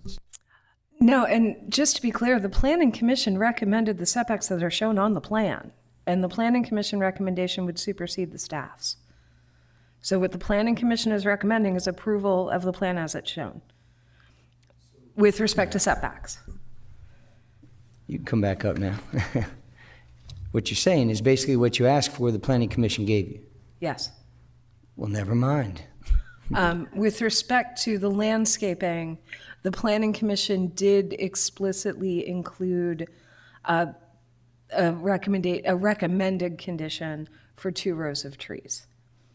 That would be the one difference between what the applicant is asking for and what the Planning Commission recommended. I was impressed with the level of interest that the Planning Commission had that night. You lost me in the weeds with that explanation. I plan on following the RPC's recommendation, so that's fine. Commissioner Angel. Thank you, Mr. President. This is, I guess, for Ms. Kiefer, too. In the the minutes of the RPC meeting, our economic development person brought up about economic development because of the railroad that's going through there. Did it go through the MPO process for a site plan, or for, not a site plan, but for any information that for economic development to go through there so the setback could be further away from the railroad? It did not go through an additional review process with any other agency. I mean, it went through our normal outreach to state agencies, but nobody else has commented on it. Well, I know the rail service is what they're trying to get. And it is pushed. This is not working right. Is it possible I can have Ms. Parkowski come forth, and because I know that's one of the sticking points for economic development when we're doing land. Why don't we wait to see whether she's in favor of or opposed to, and not take her out of order. So I believe from the minutes of the RPC, she testified in opposition. So we'll wait on our normal course to. I just want to get it on the record. Okay. Yeah. Thank you. Go ahead, sir. Any other questions for Mr. Palmer? See none. Thank you, sir. Thank you. Anyone else in the audience in this room in favor of application CS-21-10, please come forward and state your name, address, and if you're not an attorney, you'll have to be sworn in or affirmed. My name is Joseph Taylor. I'm the property owner for this piece of land under this solar submission. Address is 2940 Hammondtown Road, Harrington, Delaware. Good evening, Mr. Taylor. Do you swear or affirm, sir, to tell the truth, the whole truth, and nothing but the truth? I do. Thank you. So I'd like to address the Levy Court briefly. You can pull that up to you so you can. Yeah, thank you. So this farm has been in my family a long time. Like the engineer said, Mr. Palmer, I have no intention of developing it for rail use, industrial, or nothing. I plan on handing it down to my son. What I'm lacking on that farm is what they call peaceable and quiet enjoyment of land. I do not have that because I share a border with DP&L. And I'm hoping this project will grant me that peaceable, quiet enjoyment of land so I don't have to put up with trespassing acts by DP&L, destruction of property by DP&L. When we speak to the power lines that run through that farm, that 69 kV power line is on a 1935 contract, valid contract. States no width of right-of-way within that farm. DP&L uses it as they see fit. They can say they have a 200-foot right-of-way, a 500-foot right-of-way. They can say their right-of-way goes over top of my house if they wanted to, apparently. The key thing with the railroad is my land goes under the railroad. My property line is on the easterly side of that railroad. The railroad is a right-of-way, an 1854 contract, which I have in my possession. DP&L in the 70s negotiated with the railroad for a right-of-way for the 138 kV, I believe, power line that's on the railroad right-of-way, but never negotiated with me, the landowner. They don't have a valid right-of-way on that railroad. And that's the reason for the setbacks and the issues that I have with DP&L. And I'm hoping the SALT project fixes some of that by fencing the property in, along with the payments and the income generated to help support the farm. I support the farm, not working on the farm. It's impossible to feed a family on 125 acres. I work off the farm to support my family. So that being said, I'd like you to work with the engineer.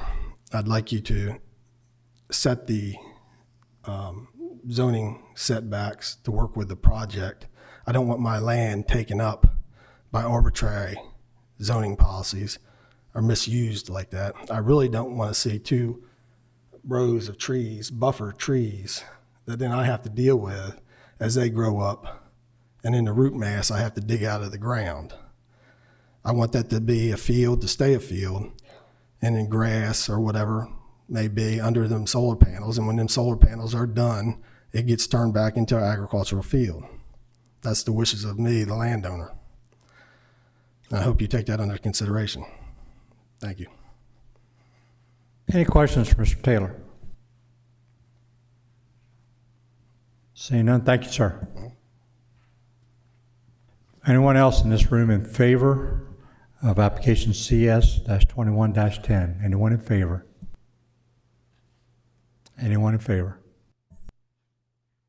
Okay. Anyone in this room that is opposed to application CS-21-10, please come forward. Anyone opposed? And please state your name, address, and be sworn or affirmed. Linda Parkowski, 1442 Skeeter Neck Road, Frederica, Delaware. I'm here in capacity. You need to ask me. Do you swear or affirm, Mrs. Parkowski, to tell the truth, the whole truth, and nothing but the truth? I do. I'm here in the capacity as Executive Director of the Kent Economic Partnership, which is the economic development arm of the Kent County Levy Court. And Commissioner Pepper was correct. At the RPC, I did get up and state that I was opposed to this project, not because it's solar, but because it is along a rail line. The Kent County MPO is conducting a study at present. It's not finished yet, but they are inventorying all the available parcels along the rail line in Kent County for future use. Kent County's planning department identified this area in the comp plan as industrial use. I think we all know that solar farms are not industrial use. They're not large job creators. And I wanted Levy Court to know that that study is going on presently. Hopefully it'll be completed by April or May. And the plan is, when the study's complete, to do a presentation to Levy Court, do a presentation to the RPC, do presentations to the municipal planning organizations, because they too are making decisions that are affecting these parcels. If you look along a map of Kent County, all along the rail are housing developments, or there's ag preservation. And I have no issues with the ag preservation, but I do with the housing developments, right along valuable land. You may know that the last two large projects we've located here, us together, in Kent County, is Delmarva Corrugated. They needed rail access. To repurpose the PPG building, they needed rail access. In the last month, I've had 2 inquiries come in for 100 and 150 acres along the rail. The rail is valuable, and that's why Kent Economic Partnership wants to go on record as being opposed to this project, because you are taking valuable land out of the rail inventory. Happy to answer any questions. Any questions for Ms. Parkowski? Mr. Angel? Okay, Linda, you got me here because as the economic chair, and I work along with you with all the things you've been telling me, is there any other rail along there that could be utilized differently than what Mr. Taylor's could be used for? You're saying for another project? Well, you're saying it's because it's valuable land because of economic growth. Right. And I don't know what the distance is between there, but what setback would you need for that? Well, even like this parcel, you couldn't actually use the rail, because if somebody's going to be a rail user, they're going to want at least 50 acres, okay? And they're going to need the rail to go through or right near the building. We have another large project that's in the works right now, and they needed 250 acres. And it was hard to find in Kent. So I don't think there's an accommodation that can be made with this parcel, if that's your question. Well, the question I have is community solar, we're all in favor of because it's for our families and our communities. Right. We're all in agreement with that. That's why we're looking at something else for solar tonight. Right. So for me, it's kind of like, okay, I'm caught here both ways I So- understand. And we're operating under the current laws, and until that study's done, I don't think RPC or the municipal planning, I don't think anybody's ever highlighted how valuable rail is. But I will tell you, Kent County Planning did identify parcels along the rail for industrial use. I don't think anybody envisioned solar as industrial. So, you saying the study won't be done till next month or May? Yeah, I would say April or May, it'll be finished. I think they're going to do their first presentation April 9th to the MPO committee, and then we'll, start making presentations. See, I'd like to have that information too, because I'm sure Mr. Taylor would like to know if that was possible to use his land for economic development to go into railroad tracks or railroad service. Is that true, sir? You already said no. No, sir, that is not true. I am not planning on developing that land. And maybe I'll make myself clearer. That railroad track, right, the railroad company signed the agreement with DP&L to put that line, that power line, that 138 kV power line on there without my consent or my grandfather's consent. Breaks that railroad contract. So that railroad right away, if I so choose, I can get that off my land. Now, whether they route it somewhere else, I don't want to go that way. But you force my hand in doing certain things. I'm capable of defending the farm or projects on the farm. I'm tired of getting walked over, tired of getting run over on this property. This lady from the Economic Development Office has no say, no intent on my land or what I do with my land. It's my property rights and my property rights solely. I understand. I just wanted to get it on record. Thank you. So basically, Linda, it's going to be a moot point. I understand, and I think until that study's done and new comp plans are written for the municipalities and amendments happen, this is going to keep happening along the rail line. Okay, thank you. Thank you. Commissioner Buxton. I was slightly concerned that maybe there was some momentum based on the comments, Ms. Barkowski. I don't question your intel and the efforts and the things you've done for the county. I trust what you said is valuable to what you do for the county. However, this property owner and this application are before Levy Court tonight under the rules that exist, and we cannot even consider, I wouldn't even consider entertaining a stoppage of this application based on some potential plan that the government might have for somebody else's land. I just don't think it's even a good conversation to have tonight. I just wanted to go on record and just let you know about the plan and the study. I appreciate you. I'm not at odds with you. You did your job, and I think I'm doing mine. Commissioner Angel. Yes, Ms. Buxton, it wasn't about stopping anything. It's just getting it clarity for what we're doing. And as I said, community solar, we said for our communities, we were not, it'd be a pass-through, basically. I just want to get all the answers and questions taken care of, normally like you do. So I just wanted to follow through. Thank you. Thank you. Any other questions for Mr. Barkowski? See none. Thank you, ma'am.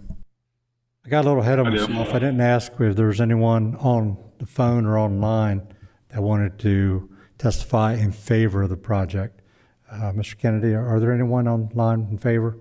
Okay, let's let them have the airwaves.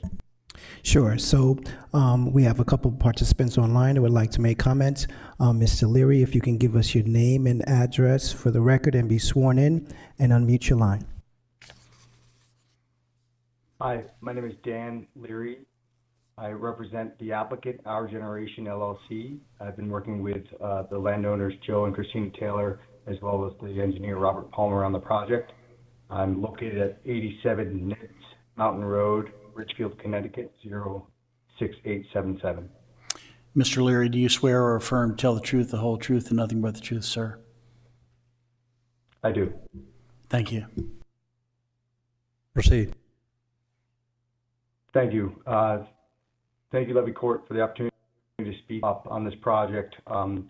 we've had opportunities to talk with the Regional Planning Commission in the past, and I just wanted to restate what the intent of our application is for the Levy Court itself, and that is, which I know, given the discussion that's in the room, as well as the agenda item that comes behind this, you're aware of this, but what we're proposing here is community solar. And community solar, as it's been mentioned in the room, is for the direct benefit of retail energy electricity payers within Delmarva Power's territory. So people in and around Harrington, as well as kind of the neighboring towns that buy energy from DPL today, can now benefit directly from community solar without having to put the upfront capital to build a system on their own home or on their own property, immediate day one savings with no investment and no obligation for long-term contracts.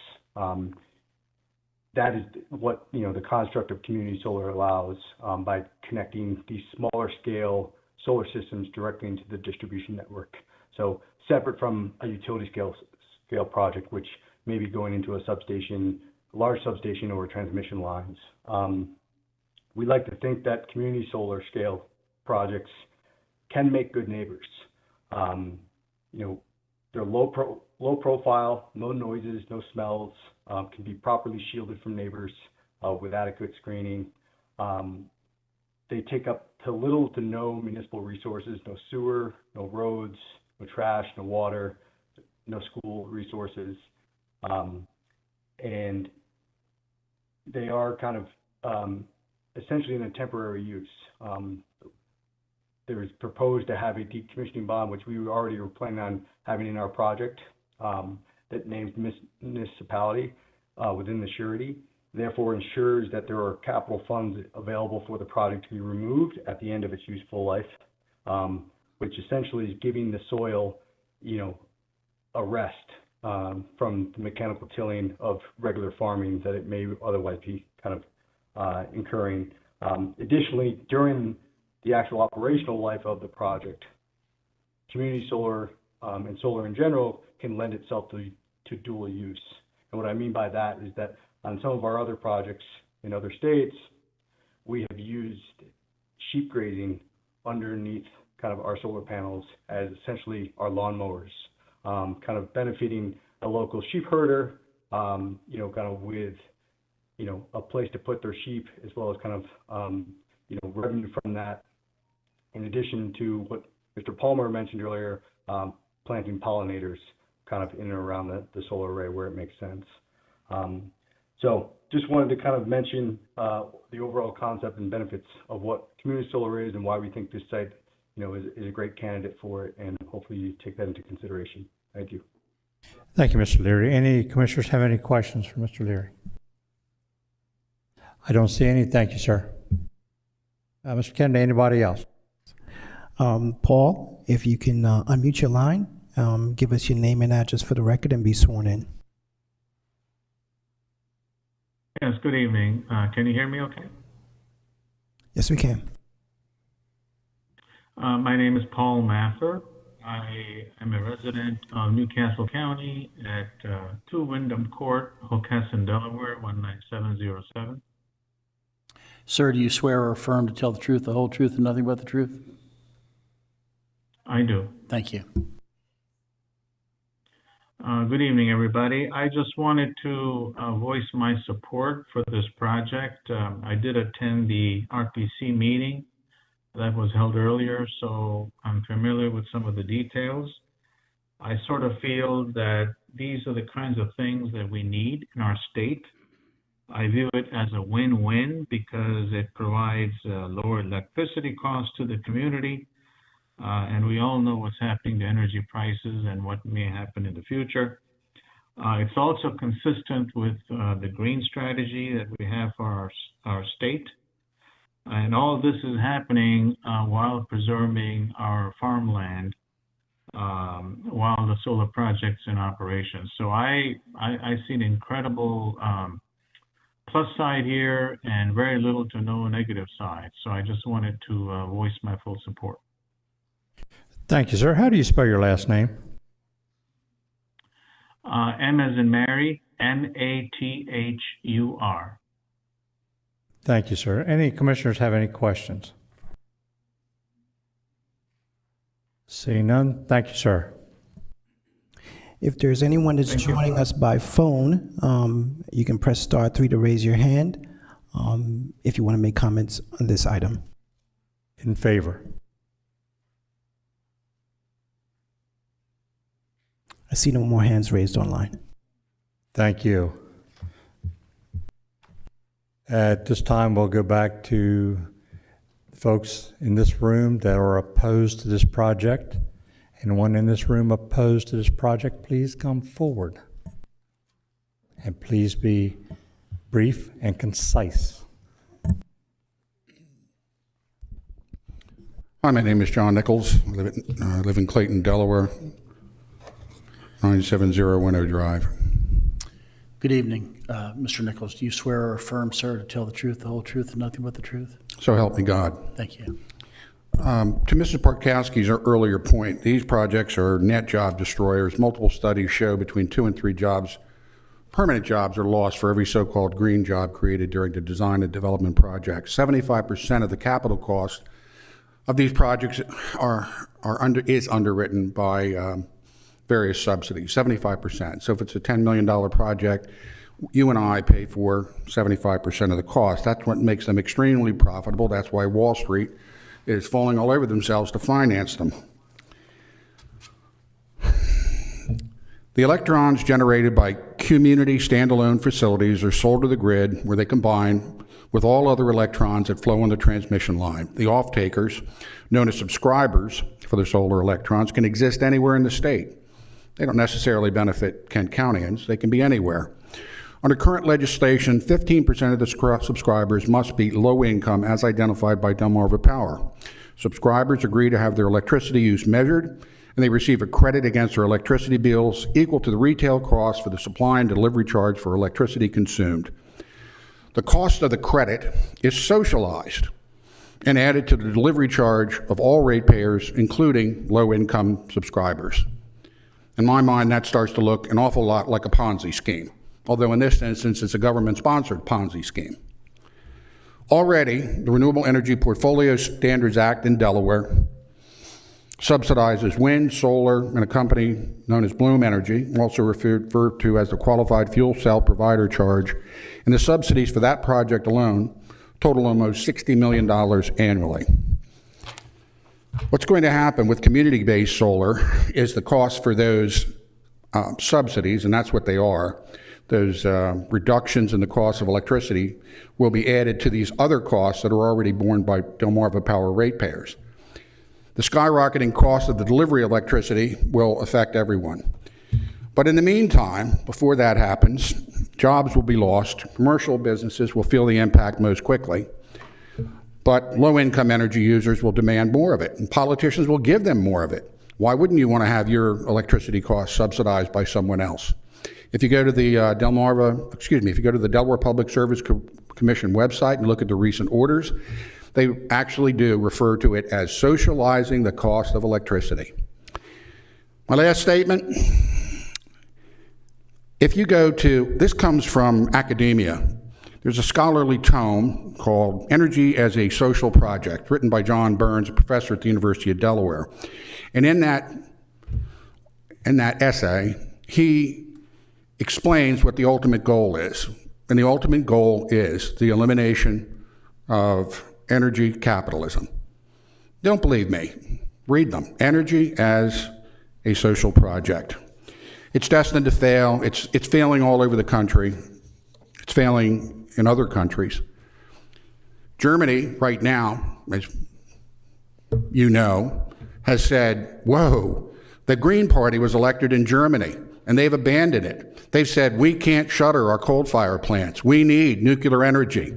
We can't depend solely on Russian natural gas. This will come here too. We cannot run an industrial society on intermittent, unreliable electricity. It's an impossibility. I oppose this. Lastly, I'll say I'm not sure Kent County Levy Court has the authority to grant a conditional use permit because these community-based solar operations, in my opinion, and I'm not an attorney, but in my opinion, they don't qualify as public utilities. the purveyors of these projects have to apply to the Public Service Commission to get a permit, but they're not regulated in the sense that Delmarva Power is regulated, or Verizon, or Chesapeake Utilities. They're just purveyors who are anxious to make a quick buck at our expense. If you have any questions, I'd be happy to address them. Any commissioners have any questions for Mr. Nichols? Thank you for the opportunity to address Thanks, you. sir. Thank you.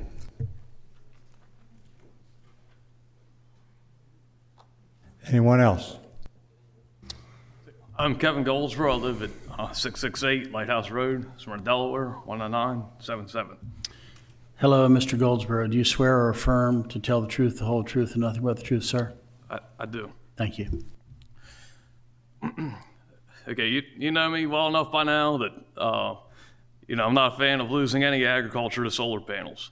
But what this man says about, pine trees being planted and then it being harder to turn into agriculture in the future, I would just say, out of respect of his private property rights, he should be able to choose whatever is planted on that boundary of hedge, whatever he sees as easiest to turn back into agriculture in the future. I think these pine trees in ag zones is not a good idea, because this is a realization I've had, that it would be harder to turn it back into agriculture.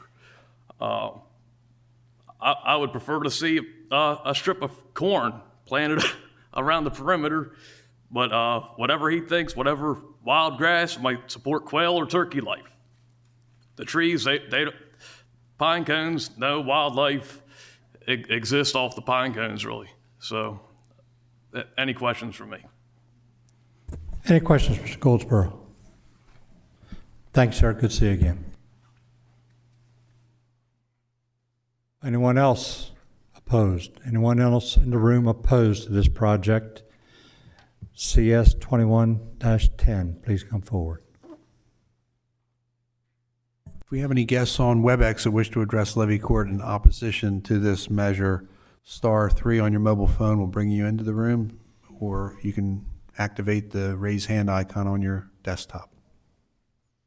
Yes, I believe we may have had one individual who wanted to speak in favor who didn't raise their hand in time. So, Mr. Thompson, if you can give us your name and address and be sworn in affirm. All right, thank you, sir. My name is Ian Thompson. I live at 78 Deerhaven Drive in Harrington, Delaware.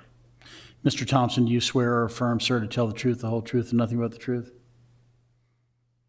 Yes, I do. Thank you. All right, first off, I want to thank the commissioners who spoke to me and took my calls last week before. And sorry about the earbuds, and hopefully you guys can hear me okay. I've got sick kids at home.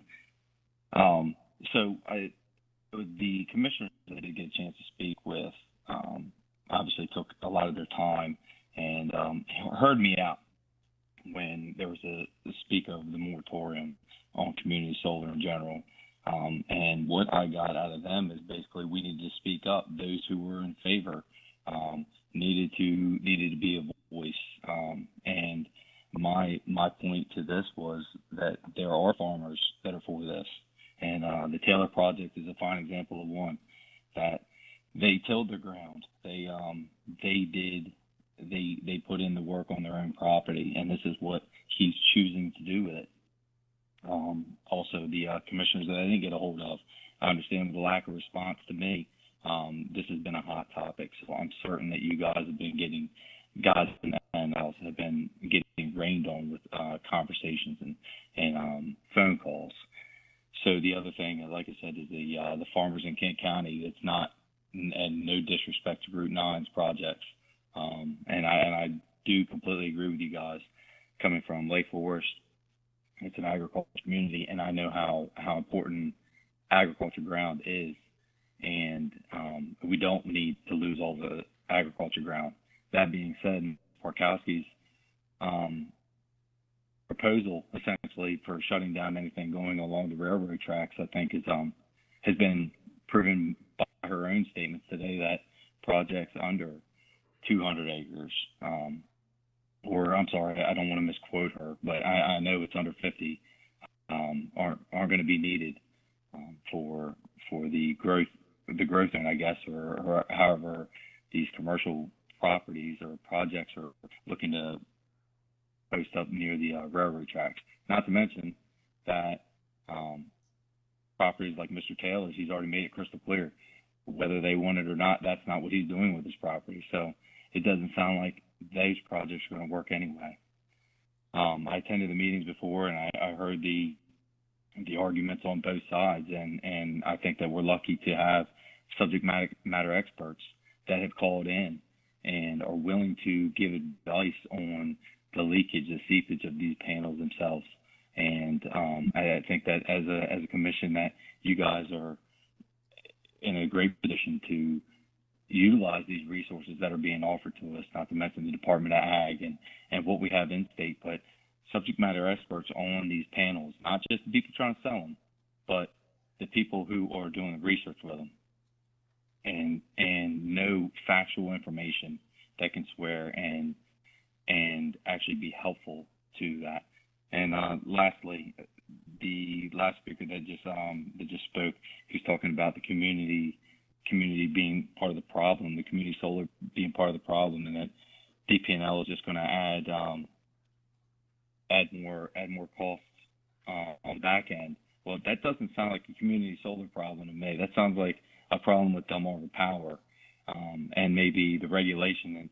And I think the idea behind the projects and the way they're being pitched and approved by the state is to lower energy cost locally. And I do understand that we don't want to see all our farms used up in solar, and I agree. But there needs to be some sort of subsidized electricity, it seems to be. And anyway, that's all I had to say about that. Thank you. I do appreciate it. Thank you for calling in, Mr. Thompson. Mark, anyone opposed? I see no more hands raised online. Thank you. Any commissioners have any questions or comments before I close the public hearing?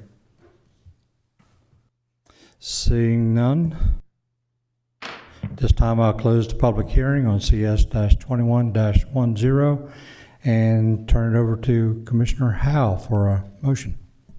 Thank you, Mr. President. I do move that we approve this request here.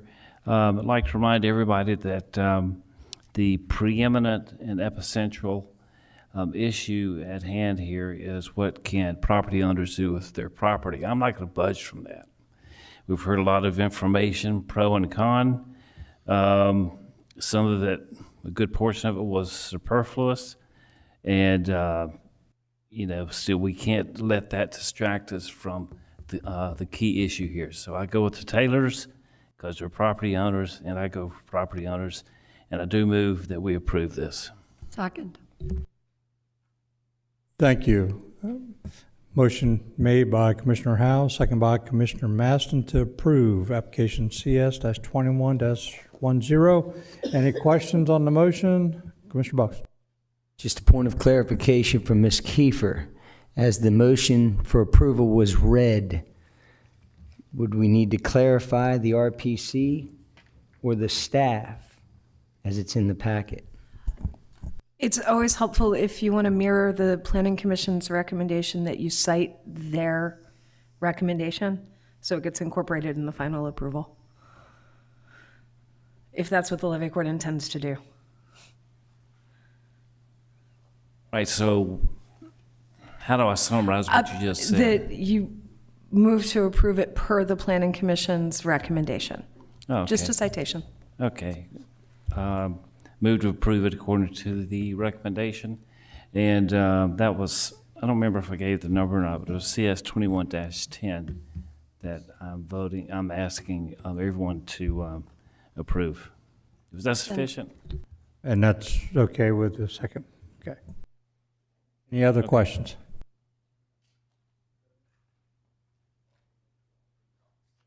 Seeing none, this time can we have a roll call, please? Mr. Angel?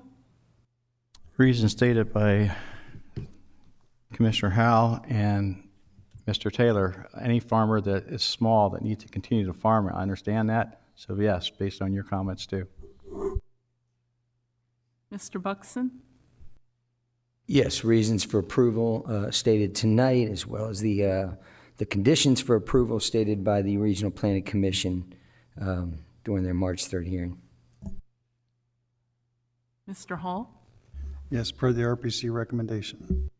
Mr. Howell? Yes, for reasons I stated. Mrs. Maston? Yes, excuse me, yes, per RPC and staff. Mr. Sweeney? Yes, per Commissioner Howell's comments. Mr. Pepper? Yes, per all the comments by the other commissioners prior to me, yes. Mr. President, roll call reveals 7 yeas. Thank you. Roll call reveals application CS-21-10 has been approved by Levy Court. Okay, the next item on the agenda is ordinance amending Kent County Code reference solar facilities. Commissioner Buxton, I'll turn it over to you, sir. Thank you, Mr. Commissioner Pepper. And I'm just receiving some information here. I had something in front of me that I flipped over. Well, what I was going to say before Ms. Kiefer gets started is it's been a fairly long 5 months or so. And I think that the one thing that I'd like to present tonight is that here in these chambers, tonight we're getting ready for a public hearing, something that we routinely do. And unlike our neighbors, I guess, to the west, where they limit the time, they limit the number of speakers, they do a pretty strict way of regulating the topics for conversation and what's being said at the mic. This Levy Court doesn't do that. The Regional Planning Commission doesn't do that, and I think that's a good thing. It enables the folks in the room to come up, speak their mind within reason, not limiting the time within reason, not limiting the number within reason, not limiting the topic. And it's not going to change tonight. The only thing that I would ask from the folks in the room would be simply this: when you do present yourself at the mic during the public hearing, that you remember it's an ordinance and that we're here to discuss the merits of the ordinance. Do you like what's in the ordinance? If you do, fine, you can simply state that. If there's something specific, fine. If there's something you don't like, there you go.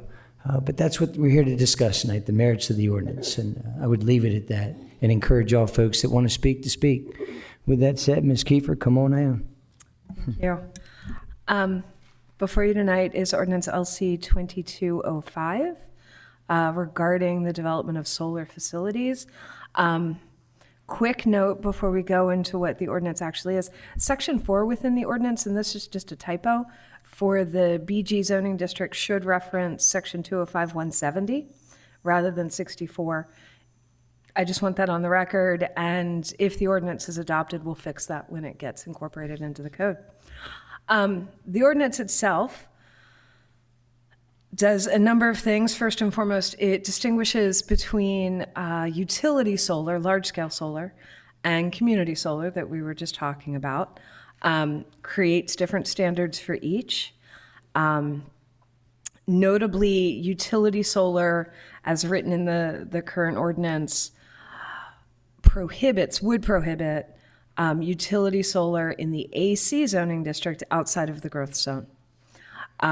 Whereas community solar is permitted in the AC zoning district outside of the growth zone, but is limited in aggregate to 800 acres. Both of them are still identified as conditional uses, although for community, it allows for an administrative approval process, similar to what we do with home occupations or accessory dwelling units, where the application can be approved administratively, but neighbors within 200 feet are also notified and given the opportunity to object. If an objection is received, then it can proceed to the public hearing process. As I said, it sets specific conditions for each kind of use, also includes requirements for periodic soils testing, as well as funding and a plan for decommissioning at the end of the solar facility's life.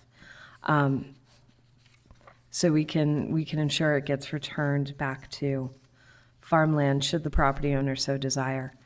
The Planning Commission took testimony on this ordinance at their March 3rd hearing, and at their March 10th business meeting voted unanimously to recommend approval of it with 11 amendments. And I can go through those very briefly. The first one, and they are enumerated in your packet. The first one briefly eliminates the 2,000-foot separation distance between community and utility solar facilities. Amendment 2 changes the required 4 rows of trees that's in the ordinance now and would replace that with 2 rows of trees. And that's with both utility and community. Amendment 3 simply adds some additional clarifying language as to the ground cover that has to be planted around the solar facility. Amendment 4 adds clarifying language relative to soils testing to make it clearer what we're looking for and what the standard is. Amendment 5 increases the acreage limit for community solar from 40 acres to 50.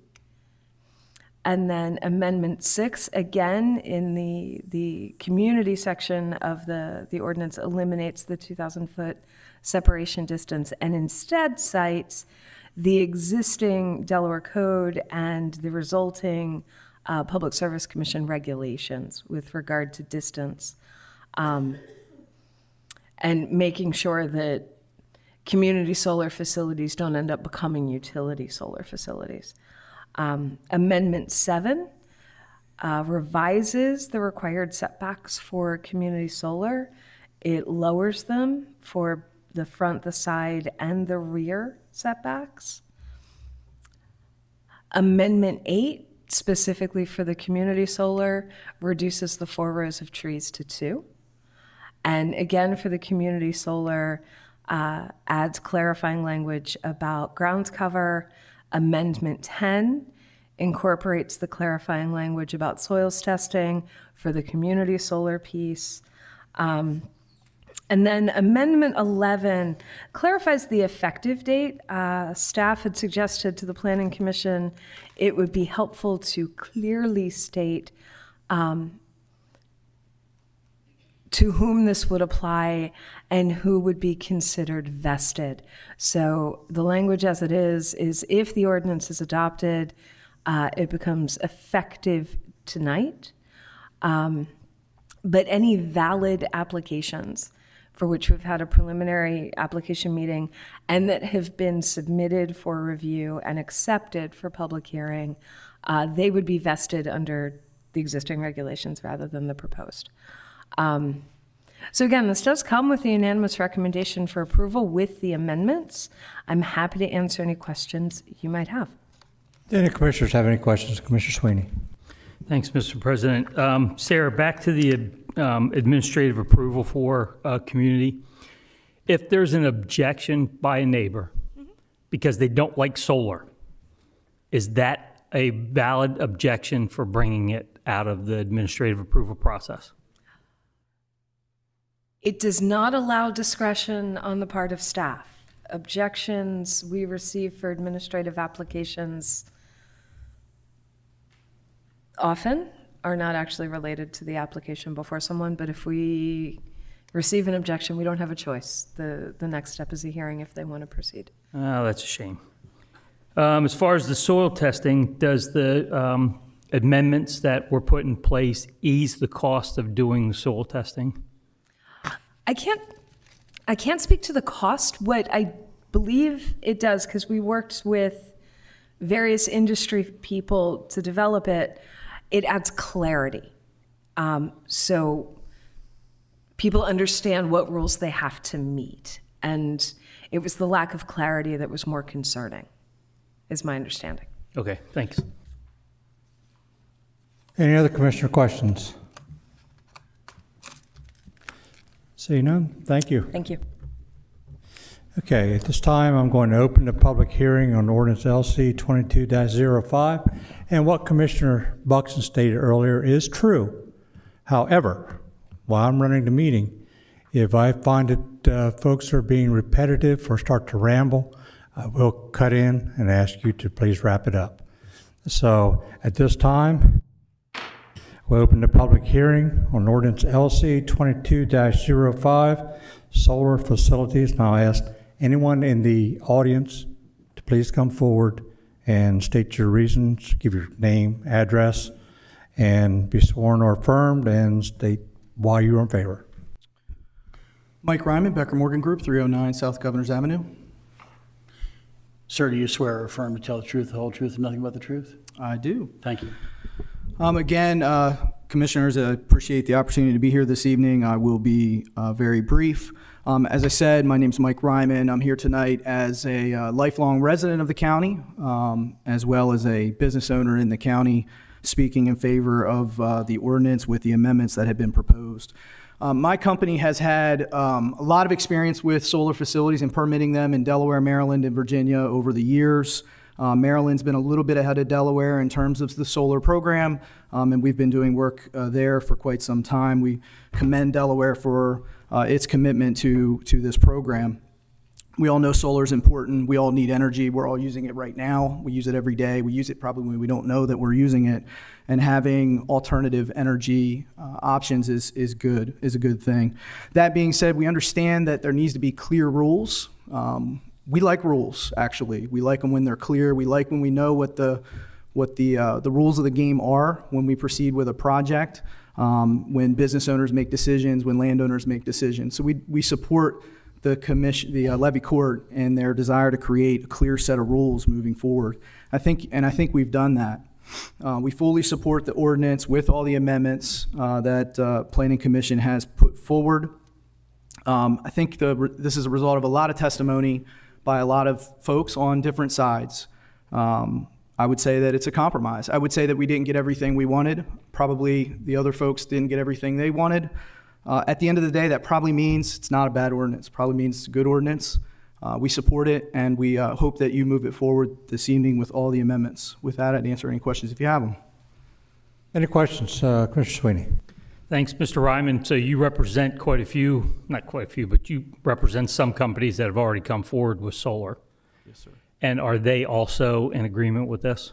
Well, some of them are here, and I'll let them speak, but the answer is yes. But you find that this is a good compromise that ordinates some of the conditions that we've included in the past couple of solar facilities? Yes, with the amendments and put forward by Planning Commission. Yes, sir. Thank you.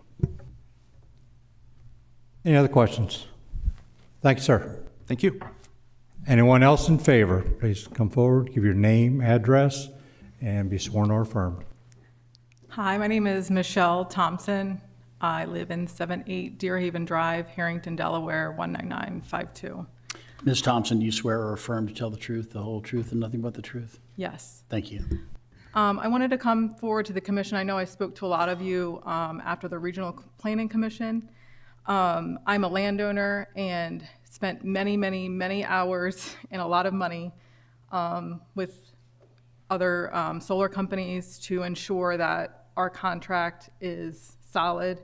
I believe that these amendments are the sweet spot for us. I think that they're perfect. It allows different landowners that are within that 2,000 feet, I believe it was, to also have the same opportunities as other landowners. I believe that the community benefit is there. I think that they're, especially now, and anybody who has Delmarva Power realizes how much and how expensive it is, to give the community who is lower income the benefit of buying energy at a lower rate, and it does go directly to Kent County and specifically Harrington, I think is something that we need to do for our community. I think that these amendments are something that we can move forward with, and I hope that you really take the time to consider them and to approve them. If you have any questions. Any questions? Commissioner Sweeney. Thank you, sir. What's the size of the solar farm that you're considering? So I believe it's 27-ish acres, I believe is how much they're going to use of our land that we have. And can I ask how much land you actually have? It's around 30 acres. So, but you're going to continue farming other land that you have available? If there is any land, so I'm a landowner, I do not till the land. So anything that's available that's left over will be tilled. Right. However, we will honor whatever, we have a lease with another farmer that will honor. So like Mr. Taylor from the earlier one, Yep. you have the ability to use part of your land for income Yep. to help you sustain the farming that you're doing elsewhere. Yep, and that's really what we'd love to do. I don't have a retirement. I'm not guaranteed health care when I retire. And I own the property with my sisters. We're not given a pension, or health care, and we have kids. So this is a supplementary income that we can use that for. And ultimately, we would love to give it to my nieces, nephews, my children in 20 to 25 years. And unfortunately, tilling does not offer that return on income. And I really don't want to put a chicken house. I really don't want to put an industrial, something industrial on the rail. And I really don't want to put a housing development. And those are really the only other options that could bring us some kind of return on our investment. So that's where I stand as far as a landowner. That's where I stand. Thank you. I appreciate your response. Mm-hmm. Any other questions? Thank you, Ms. Thompson. Appreciate it. Thank you.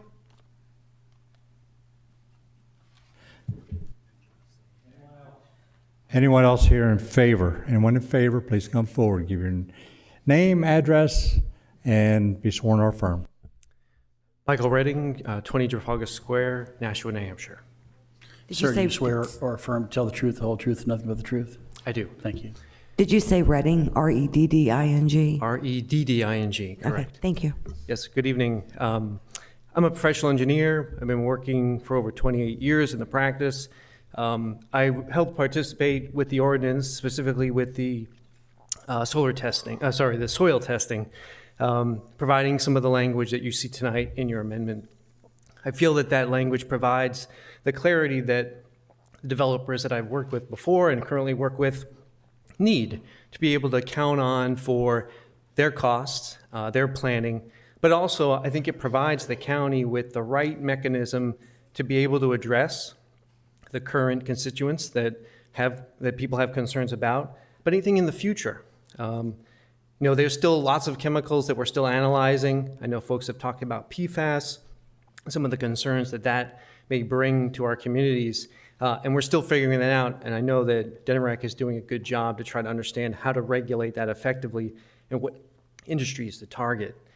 Solar, like many other materials, are benefiting from having that type of material in it. It's very hard and resilient, and it will provide certain benefits to solar and preventing its degradation. And so I think that the way the ordinance is written, it provides that value to be able to test if that is a need in the future, but also to address the current issues that people have about some of the heavy metals that might be found in some of those solar panels. I'll close there, again, saying that I'm in favor of the way the amendments have been proposed and the ordinance. Thank you, Mr. Redding. Mr. Sweeney. Sir, so I asked Sarah Kiefer the question about soils testing. One of the comments we heard in earlier testimony weeks ago was that the amount of soil testing we were requiring was cost prohibitive. Does the amendment change any of that? Yes, it does, in a positive way. Okay. And so the suggestions that I made provide a very fair effort to be able to characterize the soil, but at an efficient way. So we're proposing that it be done in a composite type of elements rather than taking 100 different samples. We'll take several samples and put them together to represent certain areas of the solar farm. That affords the ability to still look for these conditions, but not at a kind of or open cost environment. It controls that cost effectively, but still provides good value from a data perspective. Perfect. Thank you. Any other questions? Seeing none, thank you, sir. Okay, thank you. Anyone else in the room in favor, please come forward. Yes, sir. Please give your name, address, and be sworn or affirmed. My name is Jordan Belknap. I'm the Director of Development for Turning Point Energy. My address is 23 Salem Street, Wakefield, Massachusetts. Sir, do you swear or affirm to tell the truth, the whole truth, and nothing but the truth? Yes, I do. Thank you. Jordan, could you please spell your last name, please? Belknap.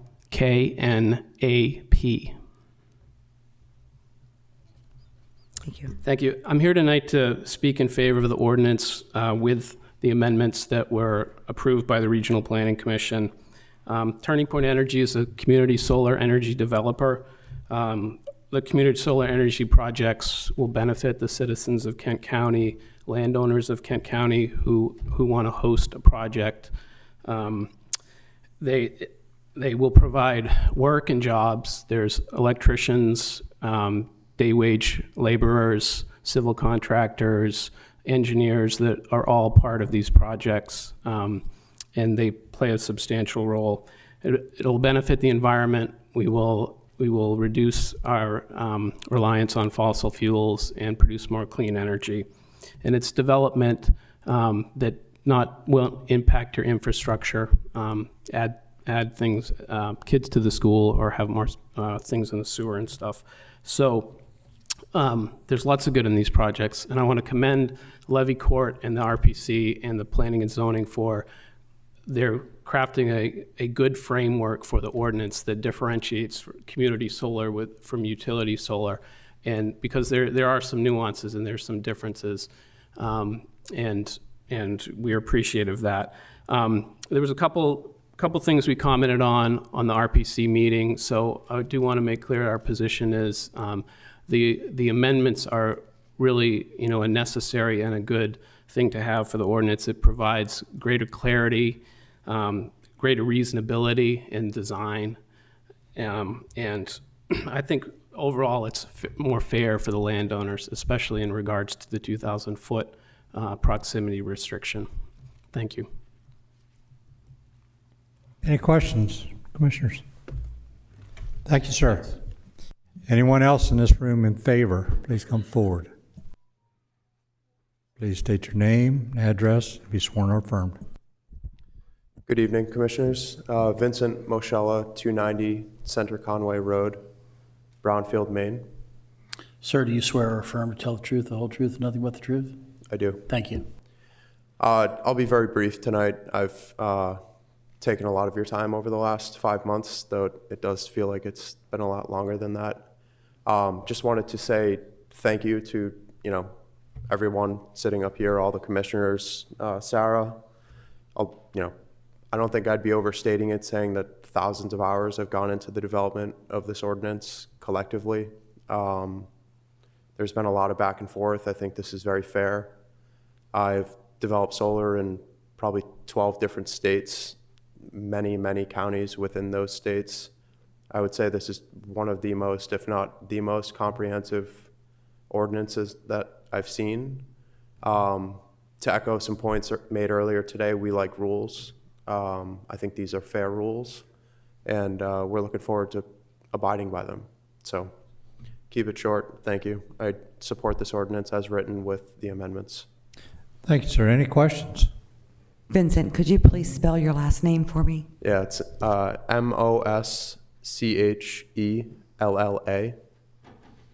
Thank you. Thank you, sir. Anyone else in favor of this ordinance, please come forward. Hi, I'm Tricia Hurd Nash, 3652 Big Woods Road, Smyrna, Delaware, 19977. Good evening. Do you swear or affirm to tell the truth, the whole truth, and nothing but the truth? I do. Thank you.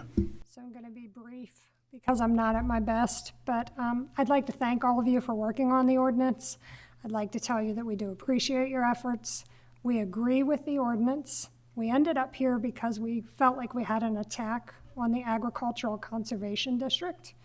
I I feel like this does what we need it to do for the Ag Conservation District while still allowing people to earn supplemental income from community solar, which is the compromise we needed.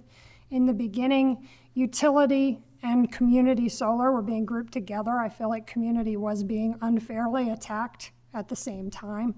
I think this is a good compromise. I'd also like to say that in doing this, you guys are standing up for the Ag Conservation District that you put in place years ago. If this ordinance does not go through and utility scale solar is continually allowed in the Ag Conservation District, it is the feeling of the landowners within that district that we deserve all of our land rights back, and all restrictions should be lifted off of our land so that we can then choose to do whatever we want with it. And I think we've heard that before tonight on the earlier application. Farmers are often subjected to restrictions on their land that just sort of appear. And that happened in this Ag Conservation District, and we allowed it because that was what we wanted for the greater good of the area. This industrial utility scale solar coming in felt like and feels like an attack on our livelihood, our way of life, our values. It hurts the wetlands, the wildlife, the farmers. You know, farming is one of Delaware's economic forces. Today is National Ag Appreciation Day. I have been spending a lot of time watching the news lately. One of the things that's happening in the Ukraine is all of the men have been asked to fight, except for the farmers. They're asking the farmers to continue to plant and produce grain so that people don't starve to death in Ukraine. I mean, I think that people need to value and realize what agriculture does for the state of Delaware. This ordinance protects the Ag Conservation District. It may not be perfect for everything. It is a good compromise. I just wanted you guys to know we appreciate you listening, hearing, and working with us on the ordinance. Thank you, ma'am. Any commissioners have any questions? I don't see any. Okay. Thank you, Mrs. Nash, and speedy recovery.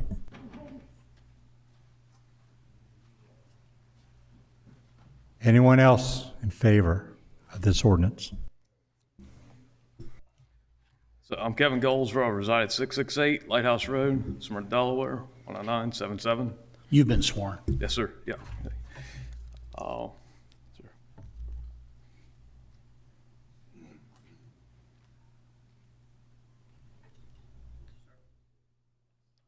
What's that? It has today's date on it.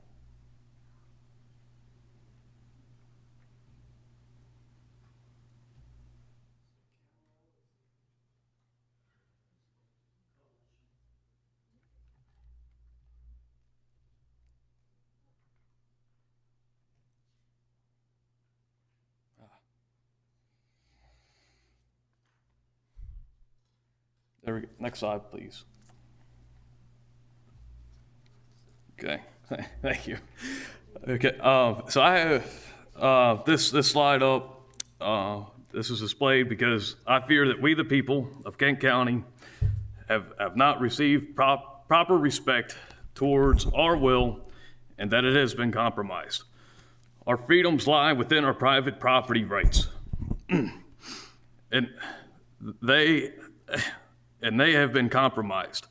However, I am hopeful that we are all here tonight in an effort to correct this, in order to further seek preservation of our freedoms and farmland. In regards to this new ordinance, I will speak in favor of it because its overall goal to maintain agriculture for our county. The key context of this ordinance has something of which I can really appreciate, and that it contains some respect for private property rights, at least more than what I've been experiencing lately. In so saying, I must not neglect expressing my primary concerns regarding the proper and future application of this new ordinance. Next slide, please.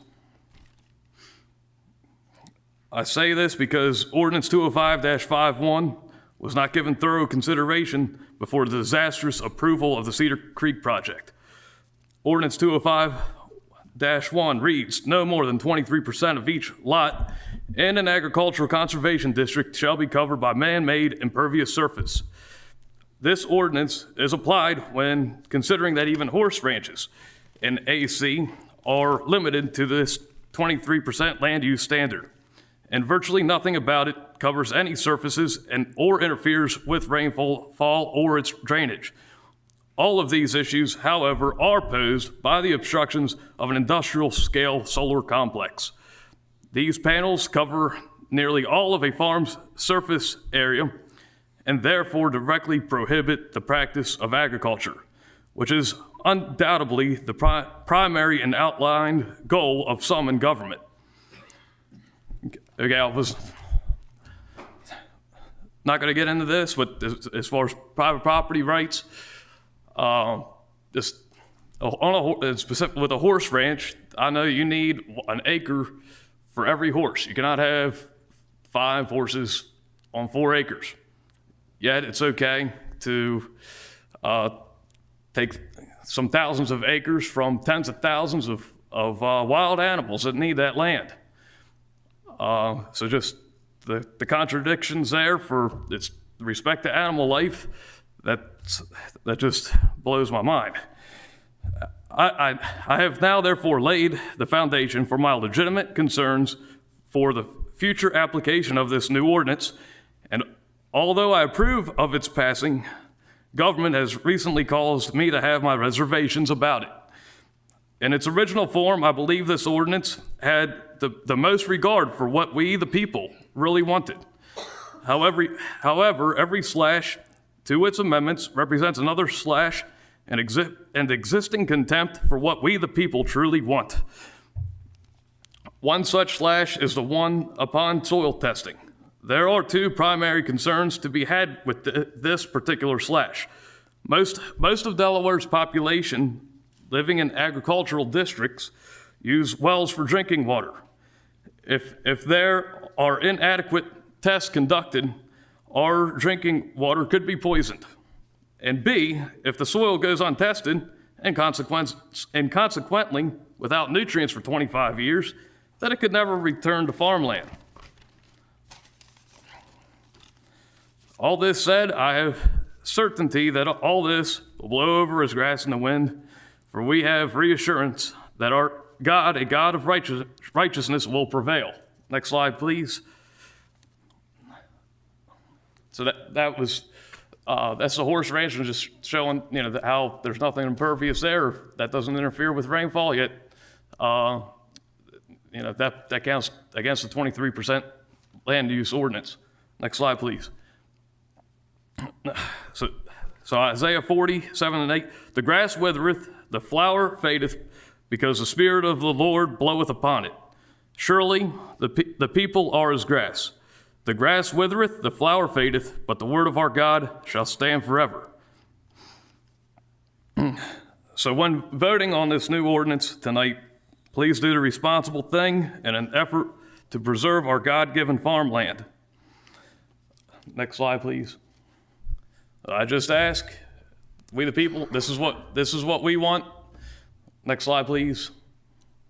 This is what we're afraid of possibly having. Next slide. So thank you ahead of time for doing what is right and for your respect of my First Amendment rights. Thank you. Thank you, sir. Any questions? Thank you, sir. Anyone else in the audience in favor? Anyone else in the audience in favor? I'll make this quick. It's more of a question than in favor of. So with the ordinance, what is the purpose of the 2 rows or 4 rows of trees? What is the purpose of the setbacks? I understand the purpose of the security fence to prevent theft or vandalism, but if anybody could answer that. So, Mr. Taylor, and I know we've had this conversation on the phone, and we're going to agree to disagree. It's obviously for the purpose of mitigating the aesthetics. It's simply an attempt to push the solar panels away from the roads, add buffering so that eventually it disappears from the landscape. It's not perfect, but it is what it is. Gotcha. I just wanted to get that on the record. Thank you. Anyone else in favor? Anyone else in favor?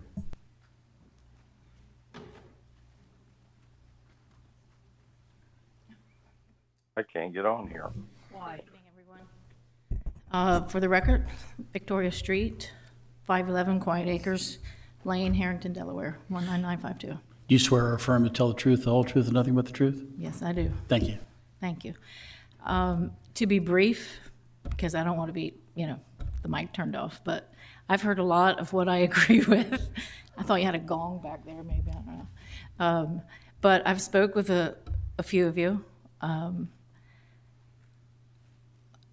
I just don't want to be repetitive, but I agree with a lot that's been said tonight. We have been working very hard on a project for more than a year. Lots of money spent on figuring this out. So basically a thank you to those of you up here that have been working harder and more hours to help us. And I appreciate your time. So just looking forward for this to go through, and we'll be seeing you again, I'm sure. So. Thank you, ma'am. Any commissioners have any questions, Ms. Street? Commissioner Sweeney. Hi, Ms. Street. So Hello. the amendments that were made Mhm. Are going to help you and your husband Mhm. with your project. Yes, sir. Excellent. That's all I needed. Thanks. We look forward to passing that farm on now that if this goes through, our project goes through, so we can afford to keep the farm. I look forward to seeing solar panels As there. always, a farmer knows. Okay, thank you. Anyone else in favor? Anyone in the room here in favor?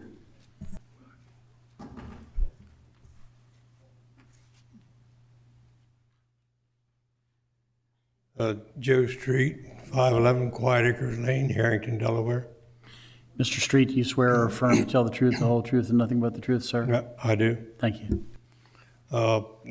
I feel like I should be saying what made me think of it was this Christmas when one of the neighbors had a whole bunch of Christmas lights out, and the neighbor had a sign out that said ditto. I feel like that's what I'm about to say. So I agree with the ordinance, and I appreciate all your help, adopting it, and I agree with all the amendments that you have in it. So I just want to thank you for all your work and taking all my wife's calls. Thank you, Mr. Street. Any commissioners have any questions, Mr. Street? Thank you, sir. Anyone else in this room in favor? Anyone else in this room in favor? Please come forward.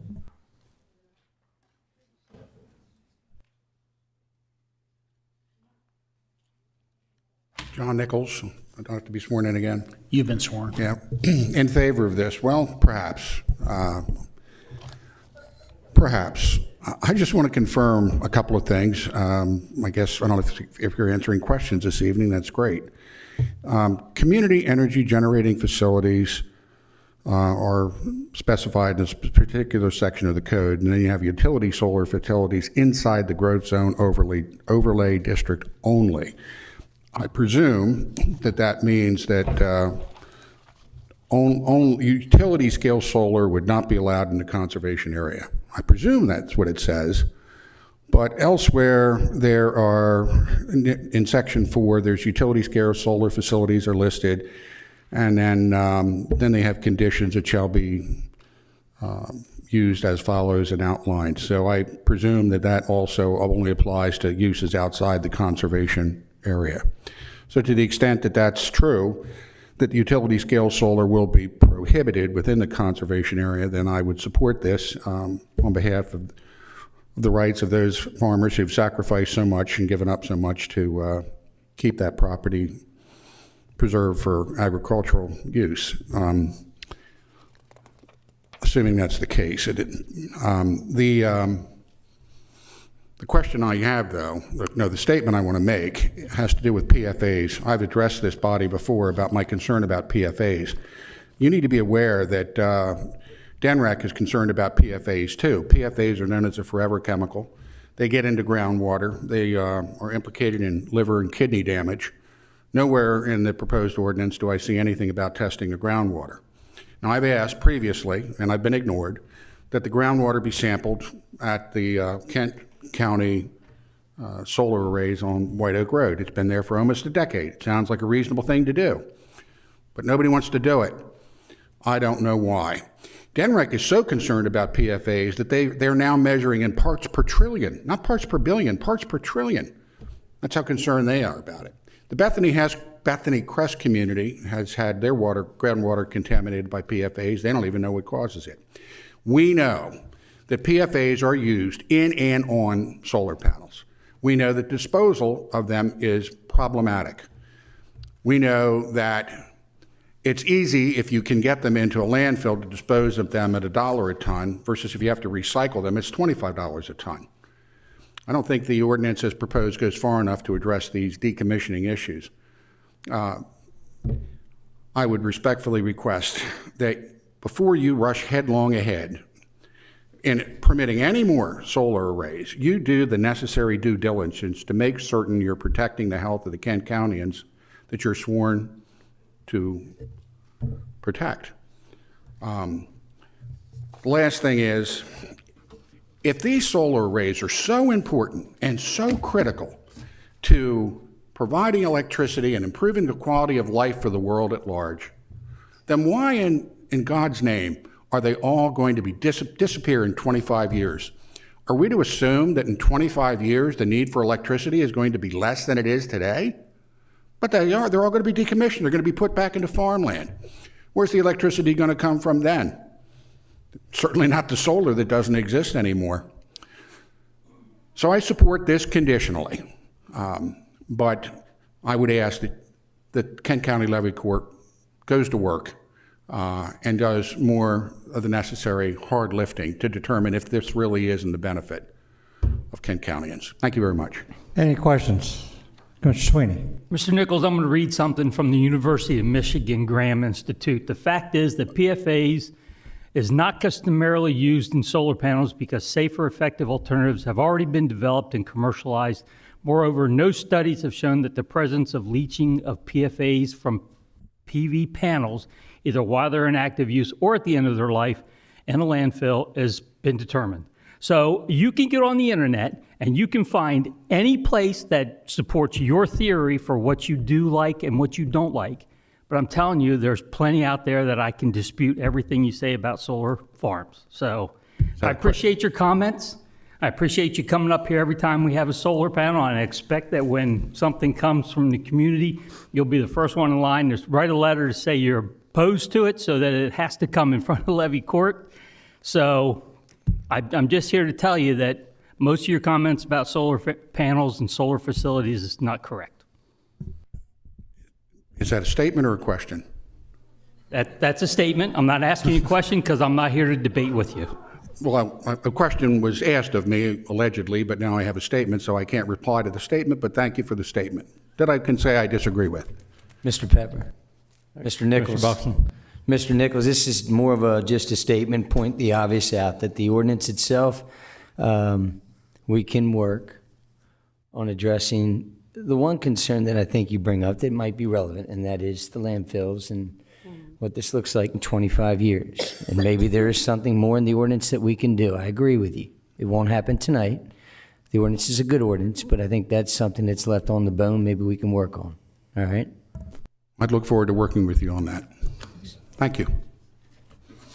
Anyone else in favor? Anyone in favor?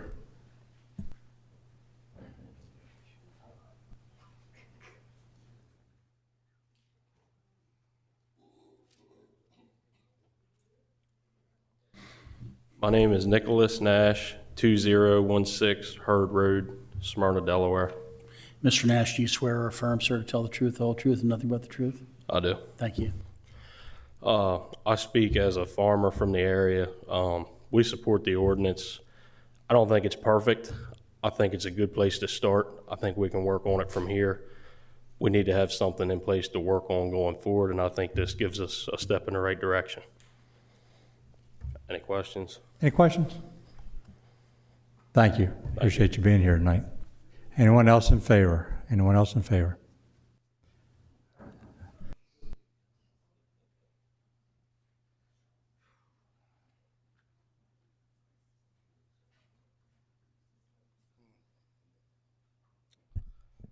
My name is Paul Philip Cartanza Jr. from 1477 Cartanza Road, Dover, Delaware.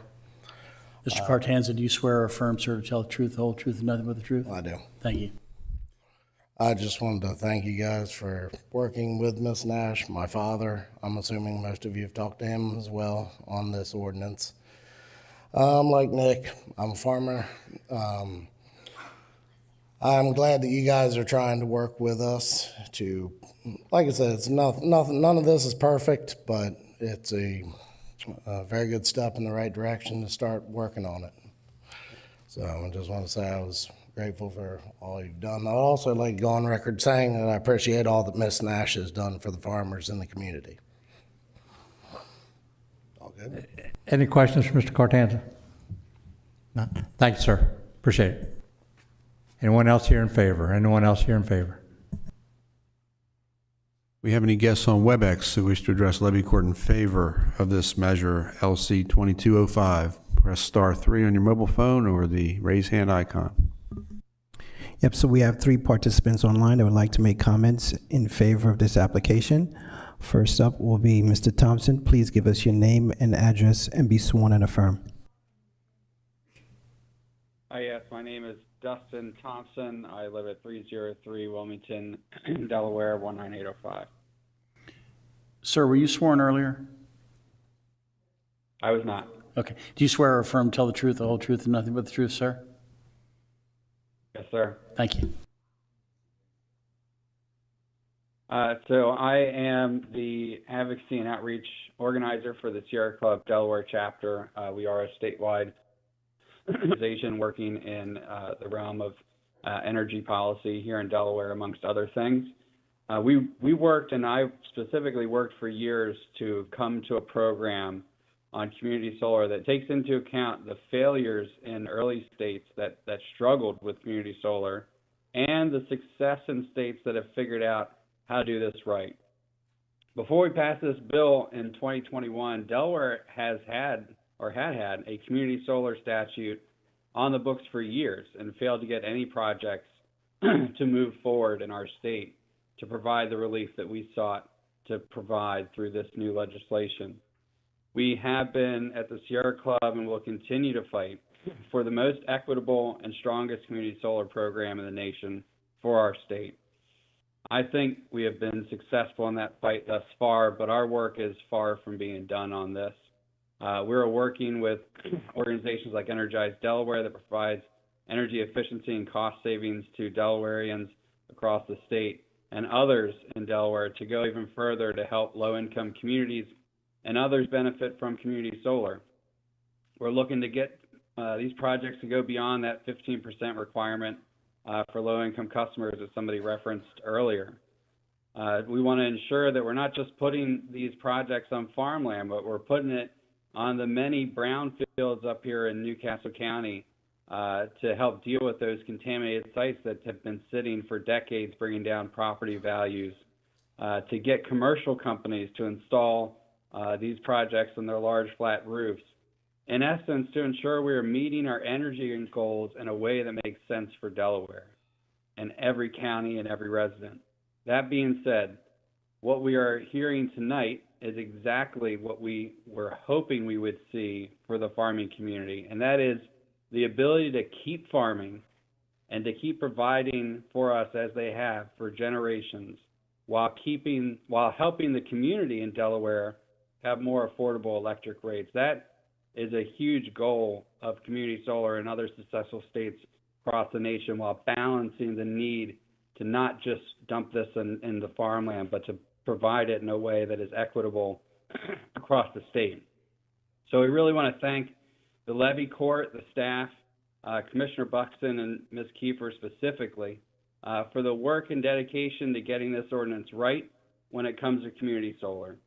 Obviously, I have a strong attachment to this. I helped draft this policy. I've worked on the regulations. I've worked every step of the way to try and make this program a success.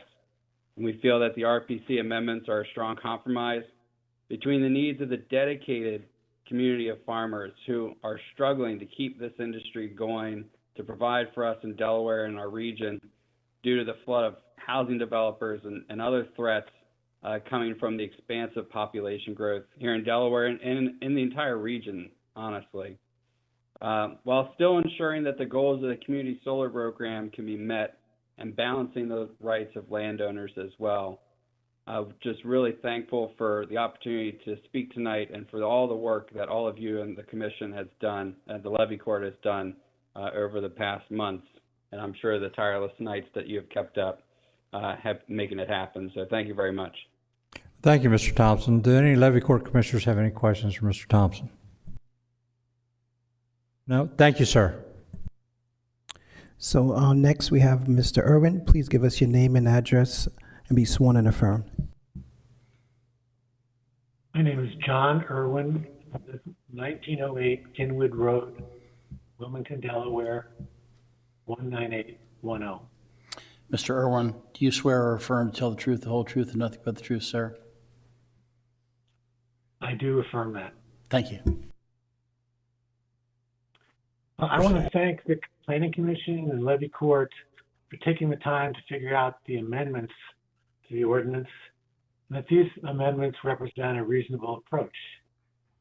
Agriculture is essential to our survival. Thank you for all who are helping to put food on our tables. Community solar is also valuable and will offer savings for subscribers in the Delmarva utility area on their energy bills. It's also guaranteed to offer benefits for low and medium income customers who especially need these sort of savings. It makes the savings from solar energy available to renters and others who can't put solar on their own roofs. So thank you for figuring out a compromise to protect the agricultural conservation areas, but also provide a way for energy savings for our residents across Delaware. Please approve the ordinance with these amendments. Thank you very much. Thank you, sir.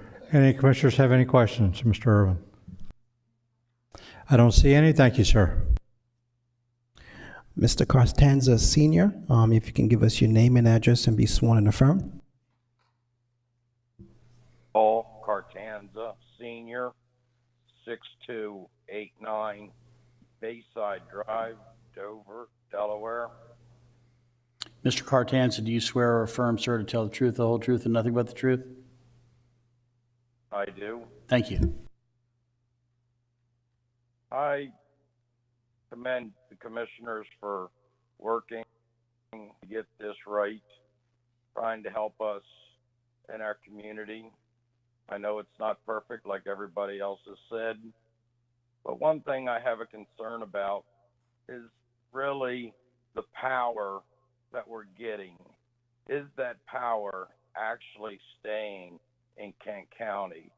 Is the power benefiting the people that can afford the power?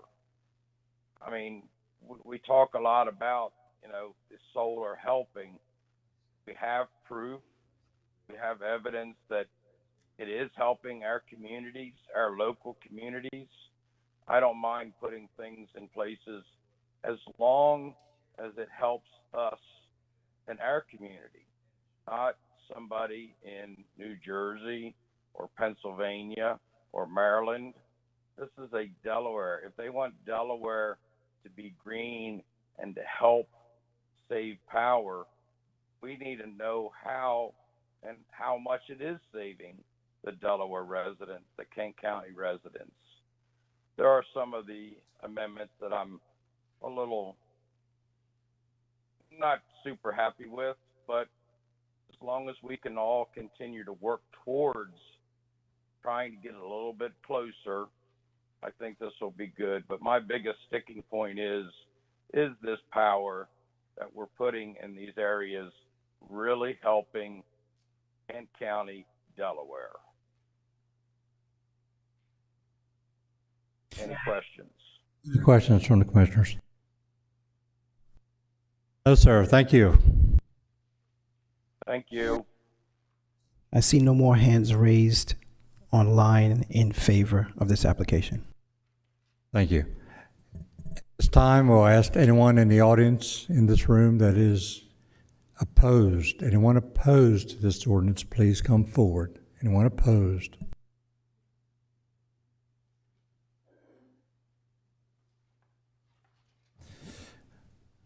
Anyone online or on the phone? Excuse me, got one here in the room. Name is Sam Judd. Address is 807 Birch Avenue, Durham, North Carolina. I'm sorry, sir. Could you tell me your name again? Name is Sam Judd, Judd.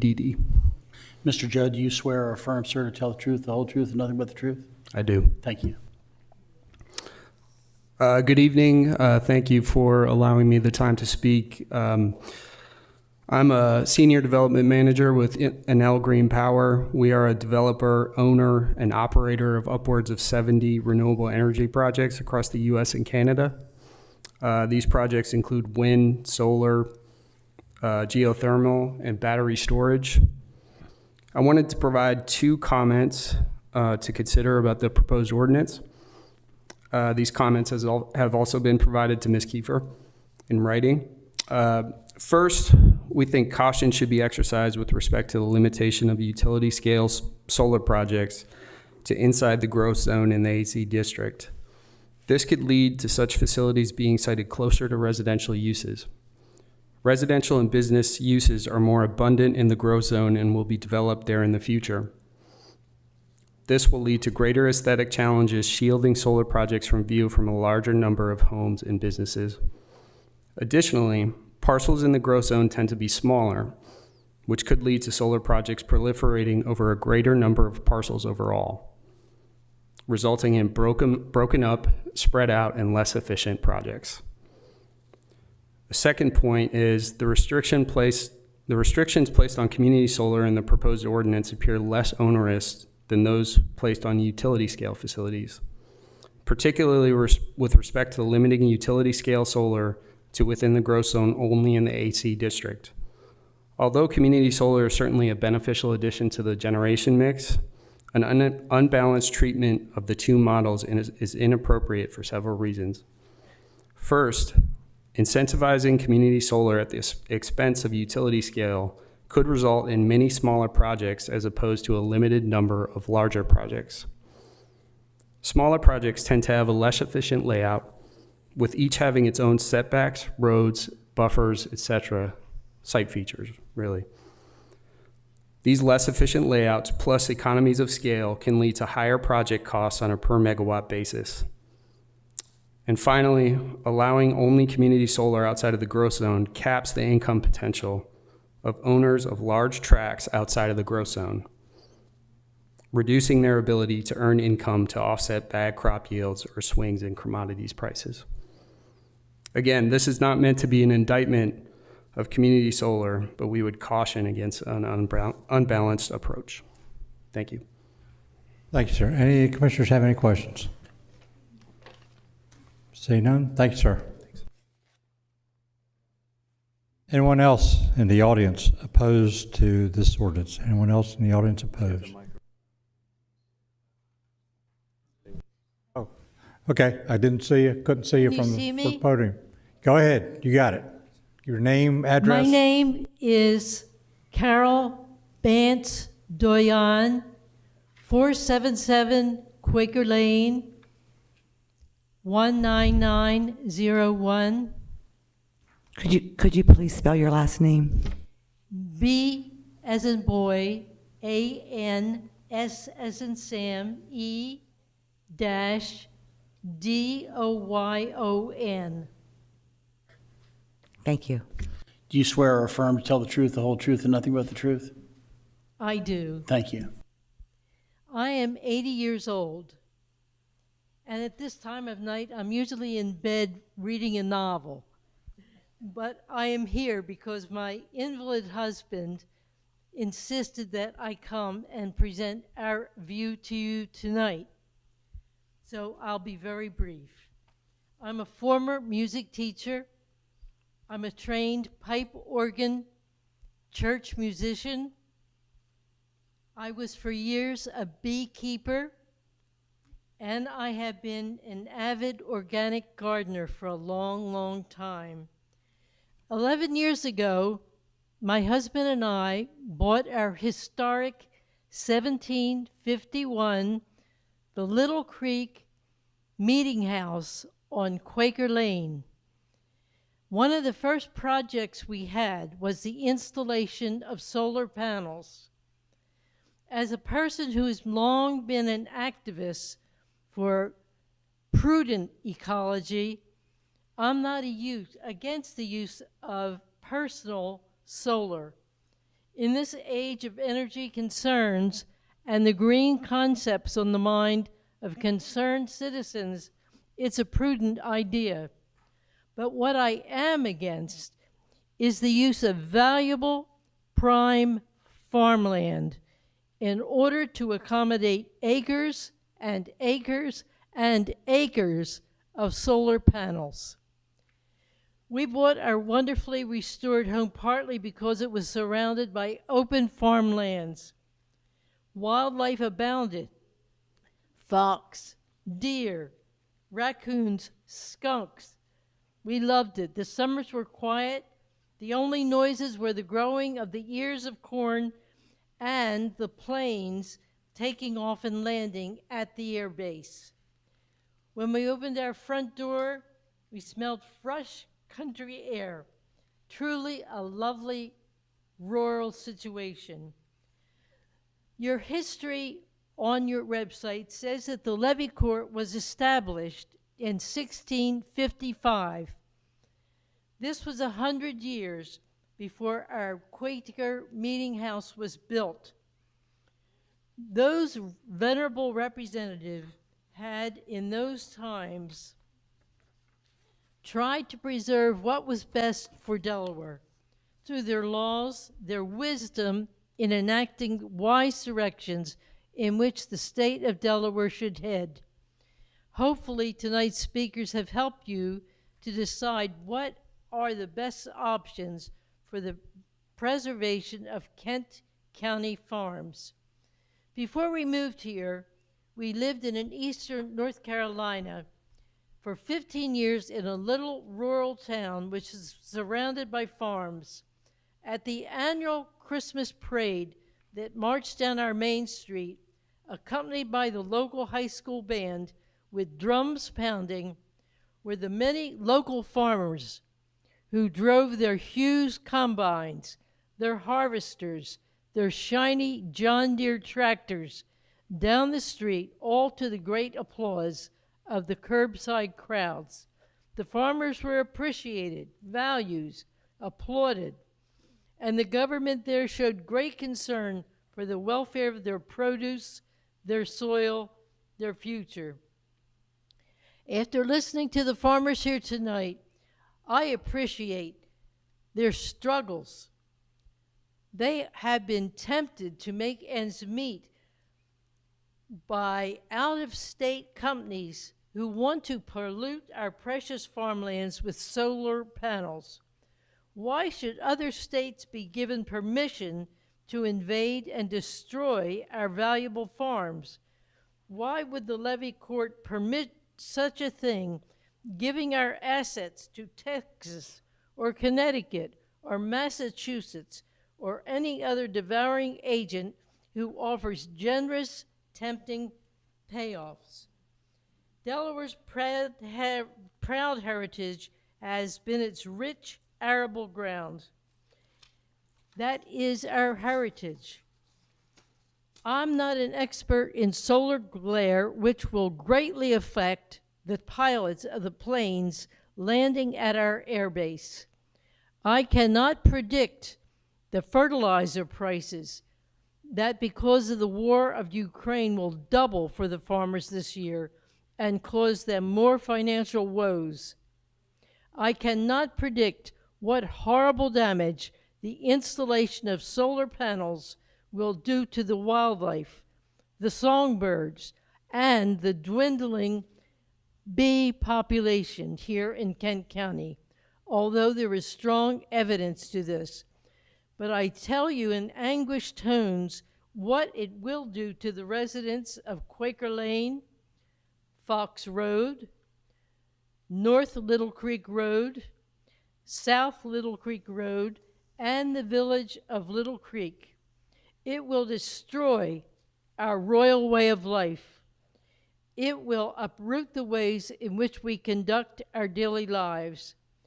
I know that you have listened to our hardworking farmers, but I want to make it easier for them to survive financially without the heartbreak of having to sell off family farms. They need tax breaks.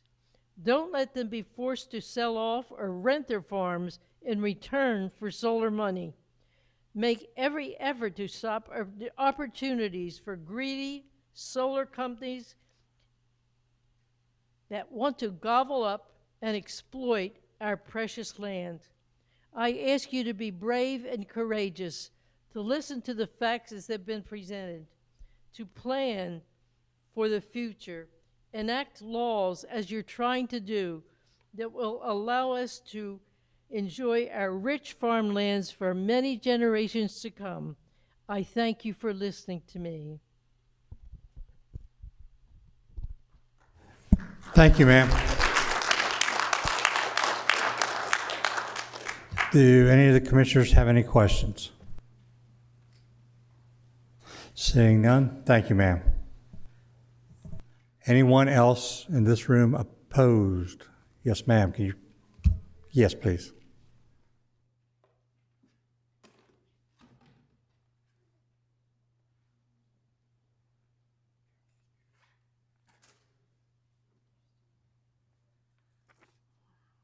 Okay, my name is Cheryl Shahora. I know that's going to be a tough one. SZCZECHURA.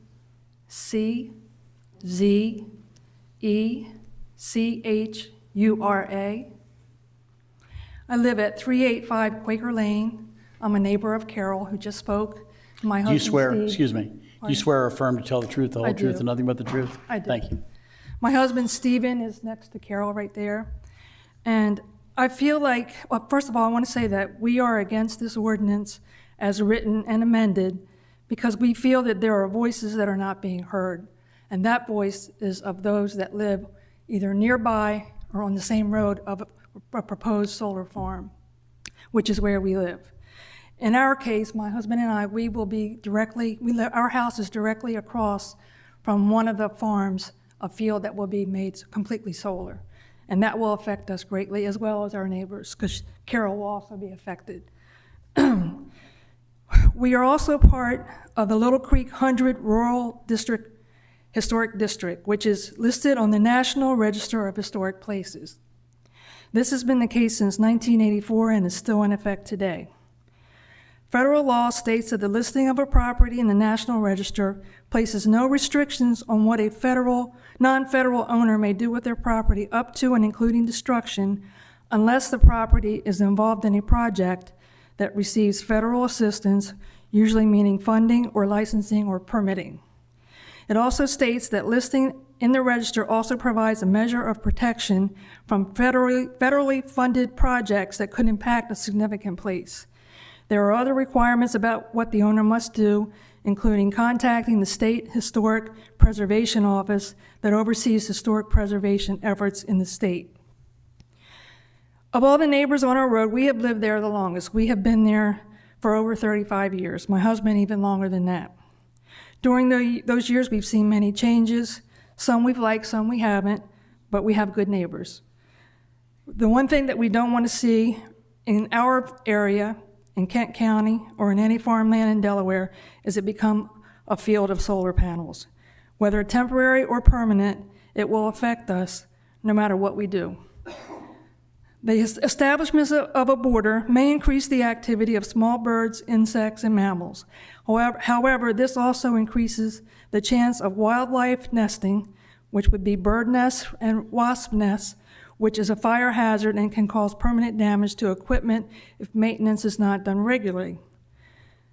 We also are concerned about potential health issues related to solar panels and the possibility of exposure to EMF, which is electronic magnetic fields.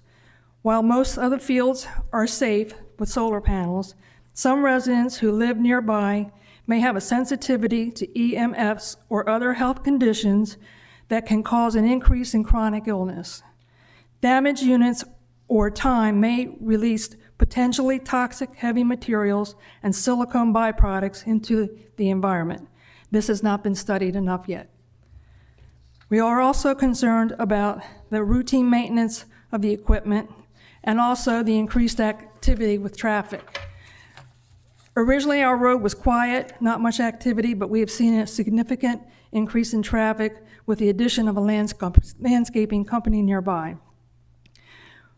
Increased traffic by trucks involved in this project will also damage our road, which is already in badly needed shape and has not had a lot of maintenance. Let me see.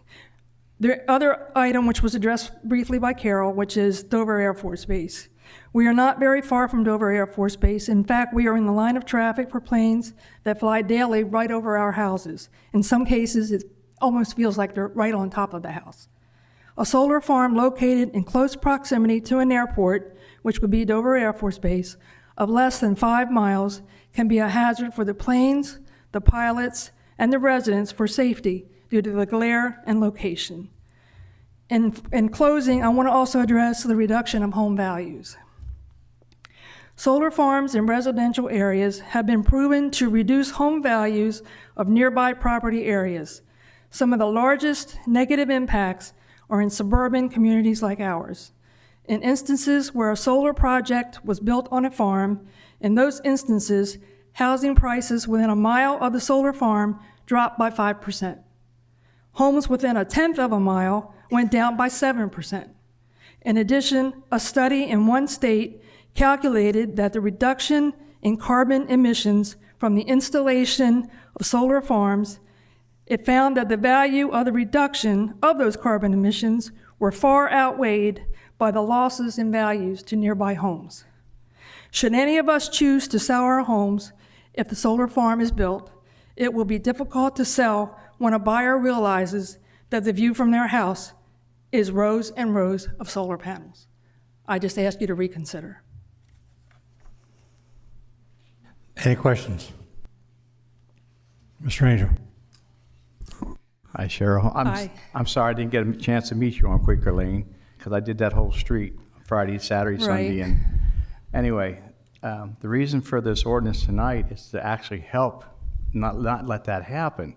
So if you're asking us now to not vote for not vote for this because you don't want solar there, if we do that and it would pass, it's possible it could go in then.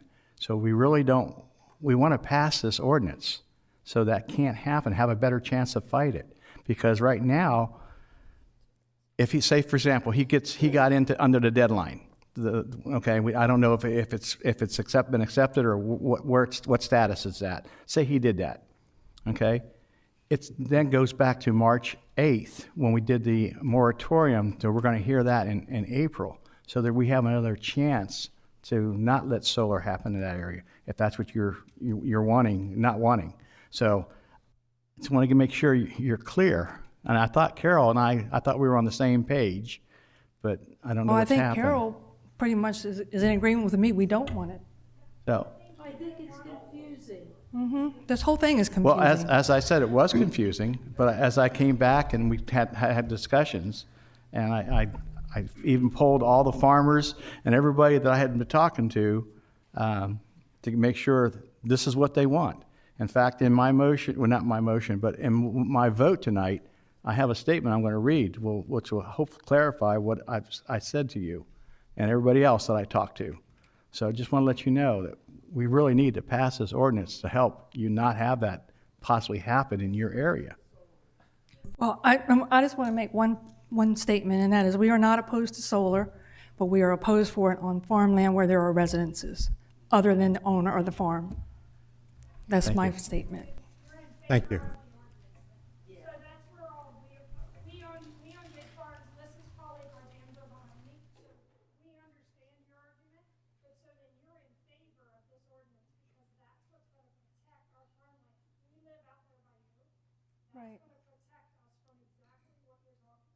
But what I'm saying is let's get back on track Can here. I say something, though, in response to that? I'll say we're not debating out in the audience, okay? I won't say any more after this. I understand what she's saying, and I agree the farmers need protection, but homeowners also need protection who aren't the farm owner. Okay. That's all I'm saying. We're not here tonight to debate anything that's Okay. going to happen around your property. Okay. We're here to debate an ordinance that will help protect land. Okay. And so that's why we're here. We're not here to discuss anything that may or may not happen around your property. Okay, But the ordinance could affect it, correct? Excuse me? The ordinance could, if the ordinance is passed, it could affect what happens. Certainly. Right. Yes. So then we are that's why we're affected. here. So we're not here to talk about Okay. any specific proposals to do any solar fields around your property. Okay. All right. So, okay, and if that does come up, that'll be a later date. It won't be Okay. tonight, okay? Thank you. They don't care about that. All right. What my husband wanted to say is that we were quite concerned that we were not even alerted to this. We didn't find out about anything happening in Kent County with regards to this. We don't get a newspaper, so we didn't know. The last Saturday, our neighbor Carol let us know there was a meeting. We didn't have much time to prepare. We didn't know. I think somehow doesn't the local government notify people that are possibly going to be, That would be everybody in the county, man. well, And so I think that this has been ongoing for 5 or 6 months, and there's been articles in the newspaper. If you don't get the newspaper, there's been articles on TV, in the news, and things like that. But as far as sending out a piece of paper to everybody in Kent County to tell them that this is happening, it doesn't happen. It's cost prohibitive. And it'd be your taxpayer dollars to be paying for that, as well as everybody else's. So, but thank you, we appreciate it. Anyone else in the audience tonight that is opposed to this ordinance, please come forward. Anyone else opposed? Do we have any callers on WebEx that wish to address Levy Court in opposition to LC 2205? Star 3 on your mobile phone or the raise hand icon will bring you into the room. I see no hands raised online. Okay. With that being said, do any of the commissioners have any questions for staff or any questions before I close the public hearing? Seeing none, at this time, I'll close the public hearing, and I'll turn this over to Commissioner Buxton for a motion. All right. Of course, I'm going to say something rather quickly, I hope. Tonight doesn't cure things, right? If you still have some concerns, there's going to be some concerns on the horizon that we'll have to deal with. But I do think it goes a long ways to corralling things and providing and presenting guidance on how we want solar to look in the county. You know, and a preponderance of folks do. So it is what it is for me. It's land use for me. Before I go on and make a motion to approve, I want to compliment the process. It's 10:07. Many of you, like Ms. Carroll here tonight, stated that you're not usually up at 10, and that's okay. But you're here tonight, and we're here tonight. And unlike what they do down the street with much bigger topics, we let you speak, we listen. In fact, we go back to the drawing board, which I think is what happened. We presented a draft. It was a good draft, but it went through the wash, and much to the credit of the staff, Sarah, Chris, and others, and to the Regional Planning Commission, Chairman Jester, please extend our appreciation. I think we have an excellent document in front of us tonight to guide us in the future. As I am with a couple of things like this, thank you to all the volunteers, the ones that gave up their time free of charge. Obviously, Trish gets a lot of credit, and she deserves it. No question about it.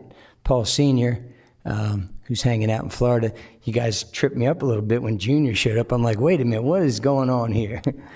Anyway, yes, another one. But everyone in the crowd that's been here throughout this, including those folks that are in opposition to the Goldsboros, I don't enjoy it, but I sure as heck respect it. You have every right to be here. You have every right to challenge our position and, in fact, be exceptionally disappointed with it. And I would expect you should continue on, and you will find no offense from me. I respect it immensely. To the private sector and the folks in the room who came to the table, the folks in that arena, the community sector that were willing to make suggestions that were reasonable and help us to compromise, we appreciate you. Obviously, Mike and his newfound friends from outside the state, or maybe upstate. Outstanding. And so there you go. If I've left somebody out, maybe the commissioners, we get the, at the end of the day, yeah, we've got to be the ones up here to vote on it. But I think a lot of folks a lot of thought and effort went into getting us to where we are today. Again, if I left anybody out, my apologies. So with that said, I'd like to make a motion to approve ordinance LC 22-05 with all 11 amendments recommended by the RPC based on staff report, testimony, the lack of conflict with the comp plan, and just the fact that this was a solid blended approach by many. It's not perfect, but it's pretty good. That's my motion to approve. Second the motion. Thank you. Motion by Commissioner Buxton, second by Commissioner Angel. Any questions on the vote, on the motion, One clarification, Ms. Kiefer, you listened to this. Is there anything that you feel I might have left out? Fair enough. Move on. Great, good job. And before we go ahead and take the vote and conclude the meeting this evening, I'd like to thank I think I counted up here, all 18 people that testified either for or against this, showing up, coming out tonight. And for our regulars that come out, have been here since the beginning. So we really do appreciate you coming out, and we appreciate all the input that you've had to make this ordinance what it is tonight. So I'd like to thank you folks for that. And see no questions. Can we have a roll call, please, on the motion? Mr. Angel? Mine's a long motion. Mine's a long yes, so bear with me, please. Solar is the way of future. However, I truly believe not on pristine farmland. Tonight we have our ordinance that aids that process, which everybody knows I'm a constituent-based supporter for those who elected me. There are a great deal of amendments in this ordinance. However, I will continue to say there's still something missing. I can't put my finger on it. I've said that from day one. And it may not be a county issue. I'm calling this a domino effect because the government right now is giving money to the solar companies to offer farmers for their land for solar. But farmers can't compete. In fact, it pits farmer against farmer financially. Once a farm has solar on it, it no longer is producing food, which in the long run raises food prices. And let us not forget, farmers who produce grain and corn for our biggest economic food, for Delmarva, our poultry business. And as farms disappear, let's not forget the supply business that no longer support farmers. There's no southern states in Middletown anymore. There's no Agaway in Dover. Because of this imaginary line where property values are greatly lowered for farmers in the non-growth zone, and more importantly, this solar electric that's displacing our food can be sold to other states, which I have a major problem with. My father once told me, you take care of family issues first. We thank all our heroes for our rights today, so let's not forget our farmers who produce what we need to keep our families healthy, alive, and affordable. I will do everything possible to help a farmer keep farming. And because the farmers see this ordinance as a way of having their say, I vote yes to approve this ordinance and the RPC approval. Mr. Buxton? What he said. So yes. My motion, yes. Mr. Hall? Yes. Yes. Mr. Howell? Yes, for a bunch of reasons. Mrs. Maston? Yes, for reasons stated. Mr. Sweeney? With controversial issues, the best that have passionate testimony from both sides, the best possible outcome is always going to be a compromise that moves the county forward as a leader in managing land use, but also protects the rights of the landowner and their neighbors. I think this ordinance does just that. My vote's yes. Mr. Pepper? Yes, for all the reasons stated before me. Mr. President, roll call reveals 7 yeas. Thank you. Roll call reveals ordinance LC 22-05 solar facilities has been passed.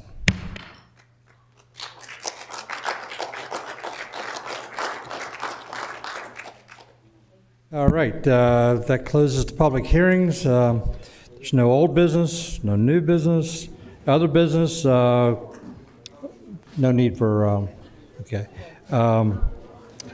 Commissioner Angel, we need you to make a motion on the number 2, please. Sure. Move to go into executive session immediately following the committee meetings on April 5th, 2022 for preliminary discussion on a site acquisition for a public funded capital improvement legal strategy session regarding collective bargaining or pending or potential litigation and personal matters pursuant to 29 Del Code 10004 B2, 4, and 9.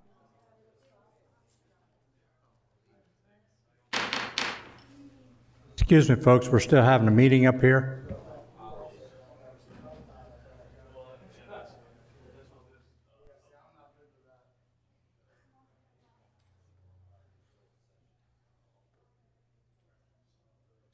Okay, you got a motion, need a second. Second. Right. Who did I second some tonight? Can we have a roll call vote on this motion, please? Mr. Angel? Yes. Mr. Buxton? I seconded, but yes. Mr. Hall? Yes. Mr. Howell? Yes. Mrs. Maston? Yes. Mr. Sweeney? Yes. Mr. Pepper? Yes. Mr. President, roll call reveals 7 yeas. Thank you. Motion passed. Any informational items? Mr. President, just a reminder to commissioners and the public, next Tuesday is the 5th Tuesday. There is no levy court meeting on the 29th. Thank you. Okay. Any other information items? Seeing none, any public comments? Any public comments? Seeing none, any commissioner comments? Mr. Angel. Thank you, Mr. President. Mr. President, myself, Mr. Hall, Kelly Pitts, and Mike Pettermage were all at the legislative luncheon this past week, and I did get up to speak at the end about trash to steam again, about utilizing that because we can no longer get landfills. They're getting filled up, and put that bug back in their ear. So just to let you know, I think that was my 13th or 14th time in all the years I've been going to get to look at it again. So just wanted to let you know. Commissioner Sweeney. Thank you. Ms. Whistler, we will not accept your resignation for at least 60 days. This is not really us. Any other commissioner comments?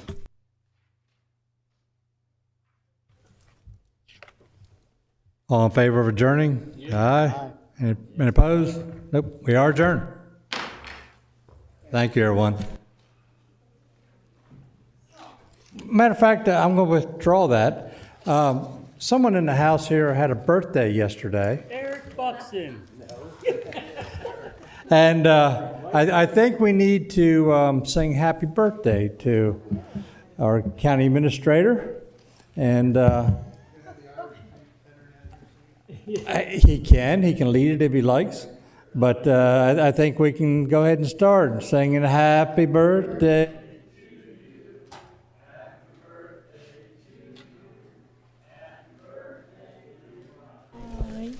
Happy birthday to you. Thank you all very much. All I know is he's older than I am. When the cost of the candles costs more than the cake, I stopped counting. Yeah.